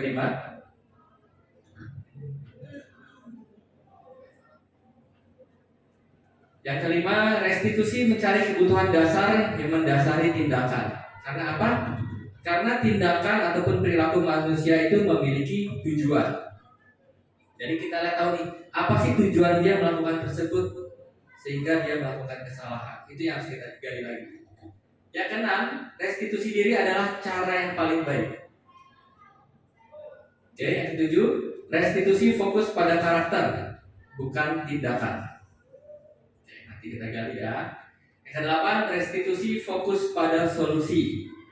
Dan yang terakhir, restitusi mengembalikan murid yang berbuat salah pada kelompoknya. Ini dalam skup mungkin di kelas ataupun di sekolah ataupun di lingkungan masyarakat. Oke, kita lanjut. Nah, mengapa tidak peraturan saja? Mengapa harus keyakinan kelas? Oke, kenapa nih ya? Mengapa kita memiliki peraturan harus menggunakan helm apabila mengendarai kendaraan roda 2? Oke, itu peraturan ya. Lanjut, mengapa kita memiliki peraturan 3M? Menggunakan masker, mencuci tangan, dan menjaga jarak 1,5 meter. Mengapa kita memiliki peraturan harus datang tepat waktu pada saat mengikuti pelatihan? Ini berarti kira-kira kalau peraturan-peraturan ini termasuk motivasi intrinsik atau ekstrinsik? Ekstrinsik ya, ini sistem yang dibuat sehingga kita bisa mematuhi peraturan yang ada. Nah, untuk mendukung motivasi intrinsik, kita bisa kembali ke nilai-nilai keyakinan lebih menggerakkan seseorang dibandingkan mengikuti serangkaian peraturan-peraturan yang ada. Oke, sekarang kita coba lihat di next selanjutnya. Ya. Nah, ini berawal dari peraturan kelas, keyakinan kelas, lingkungan positif, dan budaya positif. Nanti kita akan membedah masing-masing, ya. Oke, next. Yang mana yang merupakan keyakinan kelas dan mengapa? Ini ada sebelah kanan saya seperti ini, sebelah kiri saya seperti ini. Nama-namanya sama-sama kesepakatan kelas ya. Tapi yang mana yang merupakan keyakinan kelas? Oke. Boleh diamati terlebih dahulu kata demi kata. Yang mana tuh Bapak Ibu ya, termasuk keyakinan kelas? Yang mana tuh?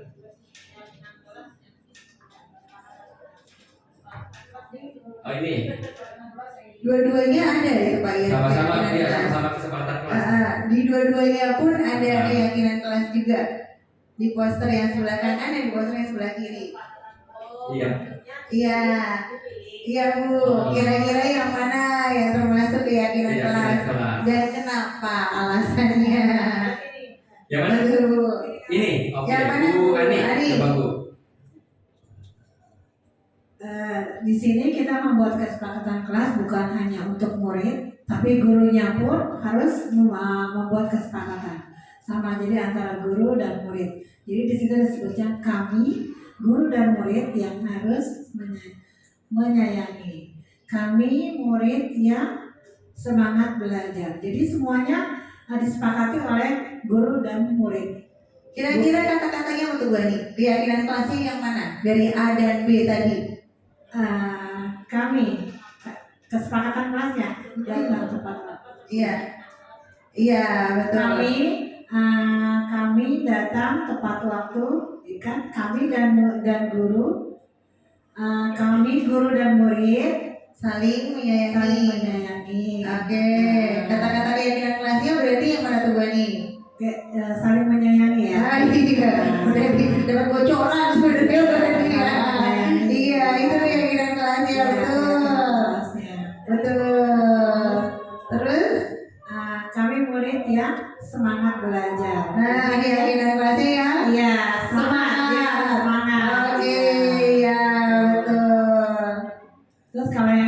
menjaga kebersihan sekolah. Itu kayaknya memang udah biasa ya menjaga kebersihan sekolah itu. Keyakinan kelasnya apa tuh Bu Ani kalau menjaga kebersihan sekolah?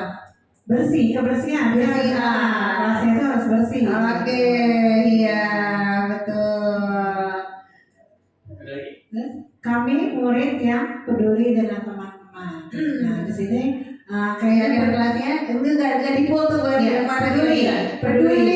Oke. Iya, peduli. Paham Bu Ani ya. Jadi kalau peduli itu kan Iya. kita nggak 1-2 orang, jadi semuanya harus peduli. Gitu. Iya, Guru, betul. baik murid dan yang ada di dalam kelas itu. Iya, betul Bu Ani. Nah, mungkin di sini saya menjelaskan sebentar ya Bapak Ibu ya. Biasanya kita membuat peraturan kelas. Peraturan kelas biasanya saya udah nyoba kemarin ke anak-anak. Dibilangnya jangan buang sampah sembarangan, gitu kan ya Bu. Tidak boleh buang sampah di kolong meja, seperti itu. Nah, ini kita harus rubah menjadi kalimat yang positif dari peraturan kelas itu. Kalimat positifnya bagaimana? Kalimat positifnya berarti buanglah sampah pada tempatnya. Nah, keyakinan kelasnya kira-kira tuh apa berarti Bu Ani? Kebersihan tadi Bu Ani. Kebersihan, nah betul. Jadi yakin kelas kita kalau siswanya pada buang sampah pada tempatnya, yang keyakinan kelas yang didapat adalah kelas kita menjadi bersih. Seperti itu ya Bapak Ibu ya. Oke lanjut Wi. Sepertinya udah bisa menganalisis nih Iya betul. nilai-nilai kebajikan dalam Nah ini akan dikupas tuntas lagi oleh Pak Ian. Silakan Pak Ian. Kita coba lihat ya. Ini dari peraturan yang ada. Selalu kembalikan buku ke tempatnya. Dan ini adalah keyakinan kelas yang akan ditanamkan dari tanggung jawab. Jadi dari mereka mengembalikan buku ke tempatnya aja, itu kita yakinkan dan juga kita tanamkan rasa tanggung jawab. Selanjutnya, dilarang mengganggu orang lain. Ini kalimatnya masih kalimat negatif ya. Keyakinan kelasnya adalah kita menghormati orang lain, respect to each other. Selanjutnya, hadir di sekolah 15 menit sebelum pembelajaran dimulai. Nah, berarti keyakinan kelasnya adalah kita menghormati orang lain dan juga komitmen. Selanjutnya, peraturan dilarang melakukan kekerasan. Nah, keyakinan kelasnya adalah keselamatan dan menghormati orang lain. Dilarang menggunakan narkoba. Ya, berarti keyakinan kelas yang akan kita tanamkan adalah kesehatan. Bergantian atau menunggu giliran. Ini berarti keyakinan kelasnya adalah menghormati orang lain dan bersabar. Gunakan masker, kesehatan dan juga keselamatan. Mungkin dalam hal ini konteksnya adalah saat COVID kemarin ya. Jangan berlari di kelas atau koridor. Ini adalah keselamatan dan juga keamanan. Jadi ini adalah nilai-nilai kebajikan yang kita tanamkan dalam keyakinan kelas kita dalam membuat peraturan. Oke, next. Ini adalah contoh kegiatan pendalaman keyakinan kelas. Ini ada tabel T, ini adalah tabel Y. Nah, untuk tabel T, ini adalah tampak seperti dan tidak tampak seperti apa. Ini sih sebenarnya nanti kita lebih banyak menganalisis ya. Nah, untuk tabel Y, ini terdengar, terlihat, berperilaku. Nah, ini contoh-contohnya sikap hormat, bekerja, diterima. Untuk tabel Y ini kita ada 3 dimensi, ya, terdengar, terlihat dan berperilaku. Sedangkan kalau untuk tabel T tampak seperti, tidak tampak seperti apa. Oke, kita next. Nah, ini ada contoh tabel T dalam sikap hormat. Seolah-olah ya, yang tadi sempat dibahas oleh Bu Ima, ini adalah ilusi bahwa guru dapat mengontrol siswa. Tampak seperti datang tepat waktu, tapi tidak tampak seperti sering hadir lambat. Menyapa teman dan guru setiap hari. Mungkin kalau kita melihatnya, tapi ketika tidak terlihat oleh kita, mereka tak acuh dengan teman dan guru. Mengembalikan barang-barang yang telah dipinjam dan mengucapkan terima kasih, tidak mengembalikan barang yang telah dipinjam dan meletakkan sembarangan. Oke, kita sekarang coba melihat dalam kegiatan pendalaman keyakinan dengan model Y. Ini ada 3 dimensi: terdengar, terlihat, dan berperilaku. terdengar satu orang berbicara, yuk saya bantu, kita bisa selesaikan ini bersama. Apa ini? Terima ya? Tolong ya, permisi, boleh saya pinjam, nanti akan saya kembalikan. Ini terdengar seperti ini. Terlihatnya, saya coba bacain dari sini aja ya. Kelihatan. Terlihat berempati terhadap perasaan orang lain, memegang barang milik orang lain hanya dengan izinnya, sementara senantiasa berbuat baik, berbagi, sedangkan berperilakunya adalah tersenyum ramah, memberikan salam hormat, berjabat tangan, meletakkan tangan di dada, salim, memberikan ruang bekerja, postur tubuh yang tenang. Selanjutnya akan dibahas mengenai kebutuhan dasar manusia. Baik Bapak Ibu, di sini ada kebutuhan dasar manusia. Dari awal kita bangun sampai saat ini kita bertahan hidup, pasti kita butuh kasih sayang. Yang pertama, saya bertahan hidup ya Bu, pasti butuh kasih sayang dan rasa diterima. Kemudian yang kedua, kita butuh penguasaan. Di sini ada bentuk yang perlu dihargai dari dalam diri kita, dan kita pun juga butuh kesenangan dan kita butuh kebebasan. Makanya semua orang ini tidak bisa kita pisahkan kebutuhan dasar manusia ini. Dan kita sebagai manusia, kita pasti ibu semuanya ingin diterima kehadirannya dimanapun kita berada. Kalau misalkan seakan-akan kita akan diterima, kayak dikucilin gak enak ya Bapak Ibu ya.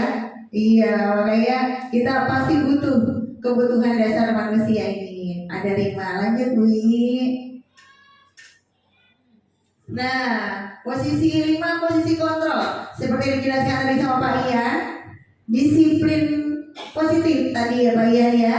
Nah, di sini ada 5 posisi kontrol, ada penghukum, ada pembuat orang merasa bersalah, teman, pemantau, dan manajer. Nah, ini ya Bapak Ibu yang di bold merah. Ada penghukum, pembuat orang merasa bersalah, teman, pemantau, dan manajer. Kira-kira Bapak Ibu ini termasuk yang mana di dalam 5 posisi kontrol ini? Kalau misalnya termasuk penghukum dan membuat orang merasa bersalah, berarti kita termasuk identitas gagal, kontrol dari luar. Dan biasanya orang yang suka dengan kontrol, penima posisi kontrol milik penghukum dan membuat orang merasa bersalah, biasanya dia ini suka menghindari hukuman. Dan seharusnya yang harus kita lakukan adalah kontrol yang dari luar, identitas berhasil dan sukses, yaitu sebagai teman atau sebagai pemantau. Teman itu seperti apa? Teman itu misalnya Bapak Ibu guru, ketika saya misalkan menginfal kelasnya Bu Teti, padahal saya dapat tugas dari Bu Eni. Anak-anak dapat tugas dari Bu Eni tolong kerjakan bahasa Indonesia halaman 10, seperti itu. Nah, anak-anaknya gak mau ngerjain. Akhirnya kita berdialog dengan siswa tersebut. Saya, ayo kerjain tugasnya. Nanti Bu Guru diomelin loh sama Ibu Kepala Sekolah. Jadi seakan-akan kita ngobrolnya sebagai teman. Seperti itu. Ayolah lakukan demi Ibu gitu. Kemudian yang sebagai pemantau ini biasanya lebih banyak, ayo kalau kamu bisa mengerjakan ini, nanti Bu Guru kasih stiker. Stikernya 3 deh buat kamu. Ini sebenarnya bagus gak Bu?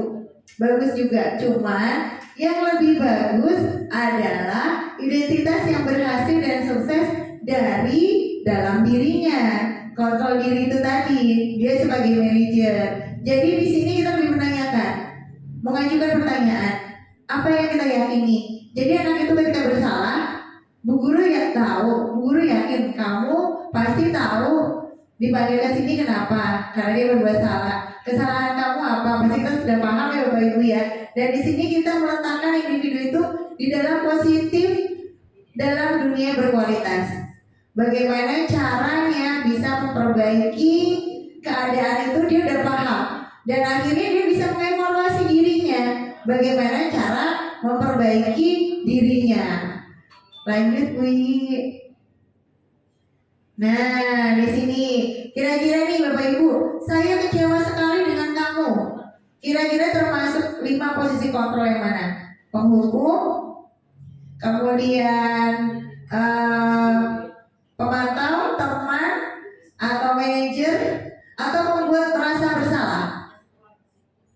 Membuat merasa bersalah. Oke, coba Pak Ian. Yang kedua, kamu tidak pernah benar melakukannya. Oke. Kira-kira apa tuh? Penghukum, pemberi rasa Kamu bersalah, tidak benar melakukannya. Tidak pernah Teman. benar. manajer. Kamu tidak pernah benar melakukannya. Kira-kira tuh guru itu saat itu sebagai pemberi hukuman, apakah sebagai pemberi rasa bersalah, Merasa bersalah, apakah hanya sebagai teman, pemantau, atau sebagai manajer. teman, sebagai manajer? Ayo kira-kira.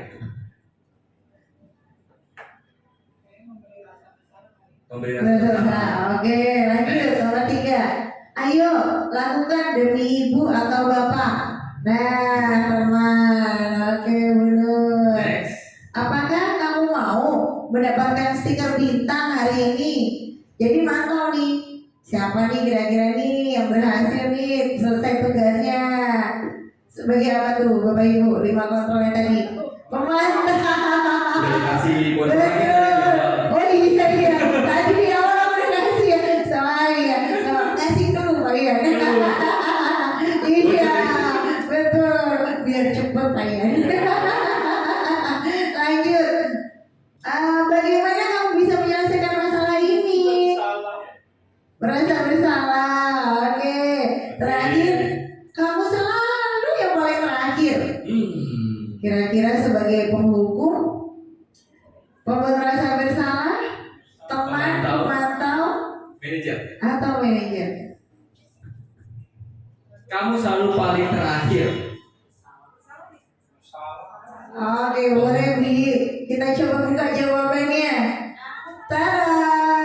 Nah, yang pertama itu membuat orang merasa bersalah.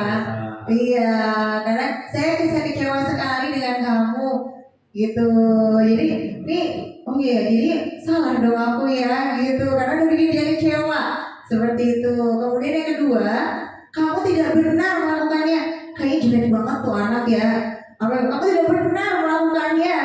Kayaknya diharik banget, nah itu penghukum. Nah, benar tadi nih, Bu Nur. Yang nomor 3, ayo lakukan demi Bapak Ibu adalah sebagai teman. Kemudian apa kamu mendapatkan stiker sebagai pemantau? Nah, Pak Surwa, bagaimana kamu bisa menyelesaikan masalah ini?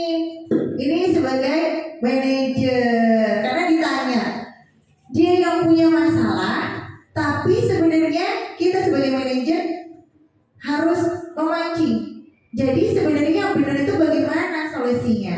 Jadi solusi itu kita dapat dari si anak, tidak perlu kita yang harus memberitahu, seperti itu. Dan yang terakhir, kamu selalu yang paling terakhir, itu sebagai penghukum. Oke, lanjut Wi. Oke, lanjut. Kita ke bergerak antara. Tadi sudah dibahas ya. Peraturan, pemantau, konsekuensi atau hadiah, nilai-nilai manajer memperbaikinya. Nah, sekarang kita akan bergerak antara apa nih? Kalau kamu tidak, saya akan titik. Nah, ini adalah contoh hukuman untuk membuat tidak nyaman apabila dia melakukan sesuatu yang tidak sesuai dengan peraturan. Kalau yang kedua, apa yang kamu yakini? Bagaimana memperbaiki masalah ini? Memperbaikinya, kita berdua mendapatkan apa yang kita butuhkan. Nah, kira-kira dari dua situasi ini, Bapak Ibu, untuk situasi pertama ini kira-kira apa ini? Kita bergerak berdasarkan apa? Peraturan, pengetahuan, konsekuensi, nilai-nilai, manajer, atau memperbaikinya? Situasi pertama, kalau kamu tidak, saya akan. Dia diberi hukuman nih, yang akhirnya memberikan kondisi yang gak nyaman. Gimana Bu? Konsekuensi. Oke, kalau kamu tidak, saya akan titik-titik. Oke, sip. Yang selanjutnya, apa yang kamu yakini? Bagaimana memperbaiki masalah ini? Nah, kira-kira sebagai apa tuh, Bapak Ibu? Manager. Sebenarnya sudah ada ya. Oke. Itu ada usaha nilai-nilai dan juga memperbaikinya di sini. Iya. Oke, kalau gitu kita itu prolog aja sebelum kita mulai ke kegiatan stimulus. Mohon maaf, segitiga Restitusi. Nah, ini tadi yang paling bagus Ibu. Yang pertama tadi kita sebagai apa Pak ya? Menghukum, hukuman. pemberi rasa bersalah Iya, merasa bersalah. sebagai teman, Pemantau dan manajer. Nah, ketika ada masalah siswa yang ada di kelas atau di sekolah, kita bisa menerapkan 3 restitusi. Nah, 3 restitusi ini seperti apa Pak ya? Oke. Akan dijelaskan oleh Pak Ian. Nah, kita akan bahas ini yang namanya segitiga restitusi. Yang pertama adalah kita menstabilkan identitas. Jadi di segitiga restitusi ini ada 3 tahapan yang akan kita lakukan di dalam menyikapi permasalahan yang ada. Yang pertama adalah kita menstabilkan identitas. Yang kedua adalah kita validasi kebutuhan. Dan yang terakhir adalah kita menanyakan keyakinan. Coba Bapak Ibu, pertama kali melakukan kesalahan apa yang ada rasa dalam diri Bapak Ibu semuanya? Menyesal, sedih, mungkin bisa trauma juga ya.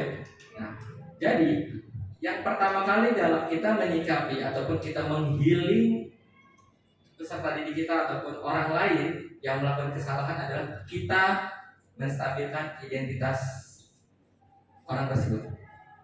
Saya pernah melakukan kesalahan sampai-sampai saya takut gitu ya, sampai-sampai saya takut. Dan rupanya ada teman saya yang bilang, oke, tenang aja, itu hal biasa, gue juga pernah kok ngerasain masalah seperti itu. Dan akhirnya itu saya merasa terobati. Dan healing itulah yang terpenting. Dalam menstabilkan identitas, pertama fitrah kita sebagai manusia adalah tidak ada manusia yang sempurna. Manusia itu pasti tempatnya salah dan manusia pasti pernah melakukan kesalahan. Dalam segitiga restitusi ini dibutuhkan kita menstabilkan identitas mereka dahulu ketika mereka melakukan kesalahan. Dengan cara apa? Kita bisa memberikan sebuah stimulus kepada mereka, perkataan bahwa setiap orang pasti pernah melakukan kesalahan. Ini adalah fitrah kita sebagai manusia. Kamu bukan satu-satunya yang pernah melakukan ini. Nah, itu ada contoh-contoh tahapan kita dalam menstabilkan identitas anak ataupun peserta didik kita. Yang kedua, kita validasi kebutuhannya. Karena apa? Karena setiap manusia berperilaku, bersikap itu pasti memiliki tujuan. Ya, tadi dalam teori Wellner ya. Nah, itu kita bisa mengucapkan kepada mereka, kamu tentu punya alasan mengapa melakukan hal tersebut. Adakah cara yang lebih efektif untuk mendapatkan apa yang kamu butuhkan? Dan terakhir adalah kita menanyakan keyakinan. Nilai-nilai apa yang telah kita sepakati? Berarti kan karena dia melakukan kesalahan, berarti kan ini berkaitan dengan kesepakatan ataupun peraturan yang telah kita buat. Nah, ini kita bisa tanyakan kembali kepada siswa tersebut. Nilai-nilai apa aja sih yang sudah kita sepakati bersama? Di menanyakan keyakinan. Selanjutnya, kamu ingin menjadi orang seperti apa? Itu adalah contoh-contoh terapi di dalam segitiga restitusi ini. Ketika anak itu sudah menyadari kesalahannya ya Pak Ian ya. Betul. Jadi kamu mau seorang seperti apa nanti ke depannya, begitu. Oke. Dan dalam penerapan segitiga restitusi ini kita lebih banyak kita lebih mendorong siswa itu menggali sendiri dengan dirinya sendiri. Mereka lebih mandiri, kita nanya sebatas kita aja biar mereka yang mengeksplorasinya. Ya, Mungkin dalam prinsip psikiater ya Bapak Ibu. Siapa di sini pernah ke psikiater? Belum ya. Berarti kita masih normal semuanya. Masih waras berarti Pak ya. Iya. Jangan Bu. Psikiater itu dibayar mahal, tapi dia lebih banyak duduk diam, mendengarkan pasiennya. Sampai kesimpulan, mungkin psikiater bertanya, jadi menurut kamu solusinya seperti apa? Nah, itulah dalam kita menerapkan segitiga restitusi, ya kita mencari solusinya lebih banyak anak-anak itu ataupun orang tersebut mereka sendirilah yang mencari solusi dari masalah yang ataupun dari kesalahan yang telah mereka perbuat. Oke, kita next ya. Kita akan bahas satu persatu. Kita lihat video dulu. Oke. Ini adalah salah satu contoh penerapan restitusi kita ketika ada siswa yang sedang bermasalah. Dan ini kasusnya adalah siswa yang bernama Marvel, siswa kelas 5A, tidak melaksanakan piket kelas. Dan ini adalah contohnya.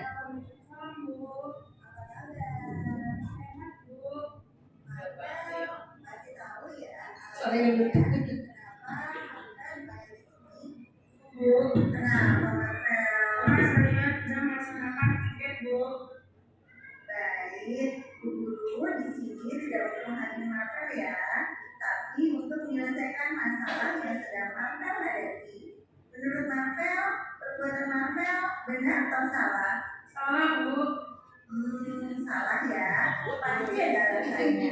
Kenapa Marvel tidak melakukan piket? Ya, Bu, karena saya bermain bola di lapangan. Apakah Marvel sudah melanggar keyakinan kelas? Ya, Bu. Keyakinan kelas yang mana? Tanggung jawab, Bu. Marvel sudah tahu pentingnya tanggung jawab. Apakah kedepannya Marvel akan berubah? Ya, Bu. Apa yang harus diperbaiki? Harus piket terlebih dahulu sebelum bermain bola di lapangan. Marvel sudah memperbaiki diri. Marvel akan seperti apa? Disiplin dan bertanggung jawab. Baik, alhamdulillah. Terima kasih sayang. Bu. Menstabilkan identitas ini bertujuan untuk membuat anak yang merasa gagal karena kesalahannya, ya, menjadi positif terhadap dirinya. Jadi kita mencoba memperbaiki trauma yang ada pada dirinya karena melakukan kesalahan.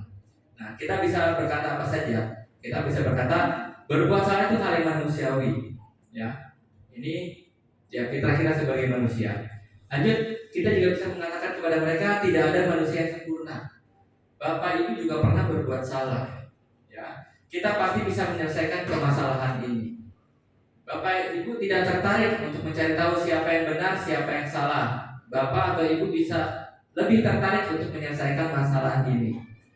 Kalau kamu menyalahkan dirimu sendiri, apakah kamu bersikap baik pada dirimu? Nah, ini adalah treatment-treatment yang bisa kita gunakan di dalam menstabilkan identitas pada anak saat mereka melakukan kesalahan. Ini penting banget ini, ya. Jangan sampai anak itu merasa trauma dan merasa gagal terhadap konsep diri dia sendiri. Karena fitrah kita sebagai manusia pasti pernah melakukan kesalahan. Selanjutnya adalah next. Ada satu.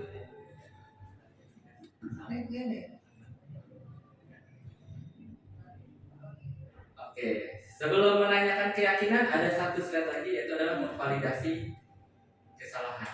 Ya. Nah, selanjutnya saya akan Kira-kira apa tuh Pak ya kata-katanya? Menstabilkan validasi kesalahan. Kita cari tahu apa latar belakang siswa tersebut melakukan kesalahannya. Apa tujuan sehingga dia melakukan sikap yang salah. Nah, mungkin tadi contohnya ya dari video itu Marvel dia tidak melakukan piket karena setelah kita tanya dia tidak melakukan piket karena apa? Karena dia yang harusnya piket tapi dia bermain bola. Ya, kita tanyakan dulu apa sih tujuannya atau apa latar belakangnya sehingga mereka melakukan kesalahan tersebut. Jadi si anak ini udah paham kesalahannya apa ya Pak Ian ya. Jadi kita bisa menanyakan, Bu Guru yakin kalian Marvel salah, pasti ada alasannya. Betul. Iya, kita bisa pancing pertanyaan dengan kalimat seperti itu. Benar. Iya, ke siswa tersebut ya Pak Ian ya. Iya. Akhirnya Apa siswa posisinya dia saat iya, itu, ya? dan siswa tersebut akhirnya tidak takut untuk mengutarakan kesalahannya, Betul. tidak menyembunyikan kesalahan-kesalahan yang ada, tapi akhirnya dia mau bercerita dengan legowo, ibaratnya tanpa paksaan. Betul. Oke. Kalau sudah seperti itu kita lebih enak lagi untuk mencari solusinya. Mereka mencari solusi atau bagaimana cara mereka untuk memperbaiki hubungan yang ada dari kesalahan yang telah mereka perbuat. Nah, ini adalah step ataupun langkah terakhir, yaitu adalah menanyakan keyakinan. Jadi dalam tahapan ini, anak itu melihat kesalahannya dihubungkan dengan norma sosial dan nilai-nilai mendasari manusia berinteraksi dengan orang lain. Ya, tadi dalam contoh Marvel rupanya itu keyakinan kelas yang dilanggar adalah tanggung jawab, karena dia mengabaikan tanggung jawab piket dengan melakukan aktivitas bermain sepak bola. Betul. Tanggung jawab dan disiplin. Tanggung jawab dan disiplin. Iya, Pak ya. Itu keyakinan kelas yang saat itu Marvel abaikan. Iya. Nah, ini kita bisa tanyakan seperti ini. Apa nilai yang kita percaya di kelas kita? Nilai-nilai universal apa yang telah kita sepakati? Kelas yang ideal itu seperti apa? Kamu ingin jadi anak seperti apa? Apa yang kamu rasakan? Nah, ini adalah ketika kita sudah tahu apa tujuan atau latar belakang dia melakukan kesalahan tersebut, dan mereka sudah tahu nilai-nilai apa yang mereka langgar, selanjutnya kita bisa menanyakan solusi. Nah, inilah perbedaan antara konsekuensi antara hukuman, konsekuensi, dan juga restitusi. Dalam restitusi ini kita lebih banyak menawarkan kepada anak. Oke, anak-anak, kalian sudah mengabaikan piket. Apa solusi dari kami? Jadi kita lebih banyak bertanya kepada mereka. Kira-kira kalau menurut Bapak Ibu, ketika kita tanya solusinya, apakah dia akan bisa menjalankan solusinya dengan baik? Misalkan, Marvel, apa solusinya agar Marvel kedepannya dapat lebih bertanggung jawab? Tadi dia bilang, saya akan Melaksanakan piket terlebih dahulu melaksanakan tugas dahulu baru sebelum dia ya bermain bola, seperti itu. Itu apabila seperti itu muncul dalam diri dia sendiri, dia bisa lebih bertanggung jawab di dalam melaksanakannya dibandingkan apabila kita yang memberikan solusi. Oke, kalau gitu Marvel besok kedepannya kamu harus ini seperti ini, berarti itu ada paksaan dari dia. Betul. Kalau itu tadi solusinya dari anak itu sendiri, Betul. tanpa guru yang memaksakan.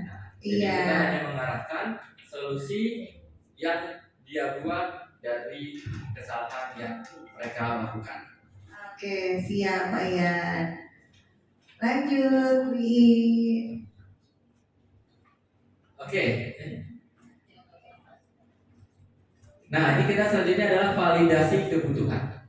Membantu siswa mengenali kebutuhan yang ingin dipenuhi ketika melakukan kesalahan itu. Pada dasarnya setiap tindakan manusia ada tujuannya. Ini tadi yang sudah dijelaskan di tahapan kedua ya. Nah, ini contoh-contohnya kita bisa menanyakan, kamu bisa saja melakukan hal yang buruk, tetapi kamu tidak melakukannya. Kamu pasti punya alasan mengapa melakukan hal tersebut. Apa yang penting bagi kamu? Kamu boleh tetap berusaha menjaga sikap itu, tapi tambahkan sikap yang lain yang baru. Oke, selanjutnya intervensi refleksi ya. Oke, selanjutnya kita udah masuk di akhir-akhir nih, Bapak Ibu. Oke. semuanya. Sudah lebih paham Bapak Ibu? Sudah terjawabkah pertanyaan pemantik yang 3 tadi? Nah, sekarang kita akan refleksi ya Bapak Ibu ya. Nah, dari diskusi tadi kita yang sudah kita presentasikan dan dari contoh studi kasus yang sudah ditayangkan, video kasus saya dan Pak Ian dari siswanya, dan di sini kita bisa menjawab refleksi ada 4 pertanyaan Bapak Ibu. Yang pertama, hal baru apa yang mengubah paradigma saya yang saya dapatkan? Nah, Apa tuh paradigma barunya Bapak Ibu? Bisa mengubah apa tuh Bapak Ibu? Monggo, Dwi. Dapat membedakan antara hukuman konsekuensi dan restitusi. Oke. Mungkin penerapan selanjutnya kita akan melaksanakan secara restitusi ya. Betul. Supaya anak itu menyadari bahwa dia melakukan kesalahan dan ingin memperbaiki secara sadar. Mantap. Terima kasih Bu Dwi. Semoga kita bisa menjalankan nanti budaya positifnya di kelasnya Bu Dwi Pak Ian ya. Lanjut Pak Ian, pertanyaan kedua. Perasaan apa yang muncul selama mengikuti sesi ini, khususnya mengenai makna disiplin dan motivasi intrinsik? Ya, tadi Bapak Ibu, perasaan apa yang muncul selama mengikuti sesi itu? Betul? Oh, gimana Bu? Oke Bu Ani. Perasaan apa yang muncul selama mengikuti sesi ini? Kayaknya kita ada rasa percaya diri. Oh, kalau kita tuh harus berbuat seperti ini untuk mendapatkan hasil yang lebih baik. Oke, berarti percaya diri dalam apa tuh Bu Ani? Misalnya kita melakukan kesalahan. Iya. Ya kan, melakukan kesalahan, tapi dengan tanpa suruhan dari orang lain, tapi kita sudah bisa merubah diri kita sendiri. Kita bisa mendisiplinkan diri kita sendiri. Karena kita sudah berbuat salah. Oh, kita berbuat salah seperti ini, maka kita harus berbuat ini. Jadi dia sudah ada motivasi dari diri sendiri untuk berubah. Oke, siap. Jadi sudah lebih percaya diri ketika menghadapi masalah ya Bu Ani ya. Dan lebih percaya diri untuk menyelesaikan solusinya seperti apa dari masalah tersebut gitu. Oke, lanjut. Kita ke pertanyaan 3 ya Bapak Ibu ya. Peran amal seperti apakah yang saya telah lakukan selama mengikuti modul ini? Jadi peran amal tadi tuh ada sebagai penghukum, kemudian pemberi rasa bersalah, teman, pemantau, dan manajer. Nah, kira-kira Bapak Ibu nih sudah memberikan sebagai peran amal yang mana nih? Tapi lebih seringnya sebagai apa Bu? Teman, soalnya ngajarnya udah kelas 6, udah kelas tinggi, jadi bisa diajak teman. Solusinya dicari bareng-bareng ya Bu Duri ya. Oke, siap. Lanjut Pak Ian. Yang keempat, saya akan menjadi among seperti apakah setelah mengikuti modul ini? Ayo, selanjutnya. Jadi dari 5 posisi kontrol nih Bapak Ibu, kira-kira yang bagus tuh yang mana? Iya, boleh Bu Dwi. Kalau menurut saya manajer gitu. Oke. Iya, sebagai betul. sebagai manajer untuk anak-anak kita. Iya, betul. Kita tepuk tangan untuk Bu Dwi. Iya, betul. Yang paling baik adalah kita sebagai manajer. Karena tadi kalau misalkan penghukum dan membuat orang merasa bersalah, di sini lebih terkesan kita menghindari hukuman. Kemudian dan teman sebagai teman dan pemantau, di sini kita mengharapkan imbalan. Jadi ketergantungan sama orang lain. Biarin aja kita juga kasih stiker kok gitu. Kemudian, nah kalau manajer, anak itu lebih menghargai diri sendiri. Karena kita tidak memberikan solusi dari masalah dia, tapi kita lebih memberikan pertanyaan. Baiknya seperti apa? Lantas bagaimana solusinya? Kalau kamu sudah seperti ini, seperti itu. Jadi menurut Pak Ian dan saya sama belajar dari budaya positif dan dari 5 posisi kontrol yang bagus adalah kita sebagai manajer. Begitu Bapak Ibu. Baik Pak Ian, sepertinya kita sudah jual. Oke, siap Ibu. Boleh Ibu, silakan Ibu. Ini bisa diterapkan nggak untuk saya sebagai kepala sekolah atau pemimpin? Bisa Ibu. Bisa Ibu, sangat amat bisa. Karena Ibu di sini adalah posisinya sebagai pemimpin, ya kan Ibu? Iya, bukan hanya dalam kelas saja Ibu. Bahkan kalau misalkan saya nanya ada masalah apa, ketika misalkan kita lagi sedang bermasalah dengan tetangga gitu ya Bapak Ibu ya, atau kita bermasalah dengan teman kita, Jawabannya adalah bawa aja ke segitiga restitusi. Seperti itu Ibu. Iya. Nanti kalau ada masalah misalnya. Iya. Saya dibantu di masalah. Siap Bu. Siap. Siap Ibu. Iya, Oke, betul. tambah lagi Bu. Ada satu. Ada lagi Bu, tanya lagi Bu. Boleh. Oh enggak. Tambah lagi Bu ya. Ibu kan pertama sebagai kepala sekolah, sebagai pemimpin, tapi Ibu juga sebagai regulasi. Ibu bisa membuat peraturan-peraturan pendukung untuk bisa membudayakan budaya positif itu di sekolah kita. Jadi powernya besar banget. Betul. Peran Ibu sangat penting sekali di sini Pak Ian. Benar. Karena tanpa ada peran Ibu dan dukungan Ibu untuk kita sebagai guru-guru, ini kita udah tidak bisa melaksanakan budaya positif ini Pak Ian. Ini juga berkat Ibu, kita bisa mengumpulkan teman-teman kita di sini dan kita akhirnya bisa mengimbaskan ilmu kita untuk teman-teman, dan Ibu pun juga berperan aktif selama diseminasi ini Pak Ian. Wow. Iya, kita sangat berterima kasih kepada Bu Eni Pak Ian. Jadi nanti misalkan dalam diri guru-guru motivasi intrinsik yang belum tampil, itu bisa membuat regulasi sehingga ada motivasi ekstrinsik dari guru-guru kita. Seperti itu. Asik. Oke. Tapi Ibu sudah melakukan itu Pak Ian. Alhamdulillah. Penghargaan ketika di hari guru, Ibu tidak hanya satu guru atau dua guru. Semuanya ya. Semuanya dapat penghargaan dari Ibu. Tepuk tangan dong. Tepuk tangan untuk Ibu. Ibu selembar kertas, tapi kalau ada kata-kata yang berharga, itu memunculkan kita untuk motivasi kita tadi. Kita butuh pengakuan diri Ibu. Tidak hanya satu atau dua segelintir orang, tapi kita sebagai manusia menjadi dasar kebutuhan ya Pak Ian. Betul, seperti itu. Siap kata Ibu, banyak kertas di dapur. Tiga print ya. Oke, iya. Oke, baik Bu Ima, sepertinya kita sudah di penghujung kegiatan kita pada hari ini. Oke, siap Pak Ian. Gimana Ibu? Oke, Mau kasih apa ya, sedikit support bikin boleh. Lima dan Pak Ian. Oke, siap Bu Eni, kita siap. Ya, di sini saya selaku guru ya ingin memberikan motivasi atau support buat Pak Ian dan Bu Ima sebagai CGP yang sudah mendapatkan ilmu begitu banyak. Mudah-mudahan Pak Ian dan Bu Ima tidak hanya di situ ya ilmunya ya, tapi berbagi untuk kita semua. Betul. Ya, berbagi untuk kita semua. Karena dengan begini aja kok manfaatnya memang benar-benar bagus gitu ya, terutama untuk kita mengimbaskan di kelas untuk diri kita sendiri. Iya, ya.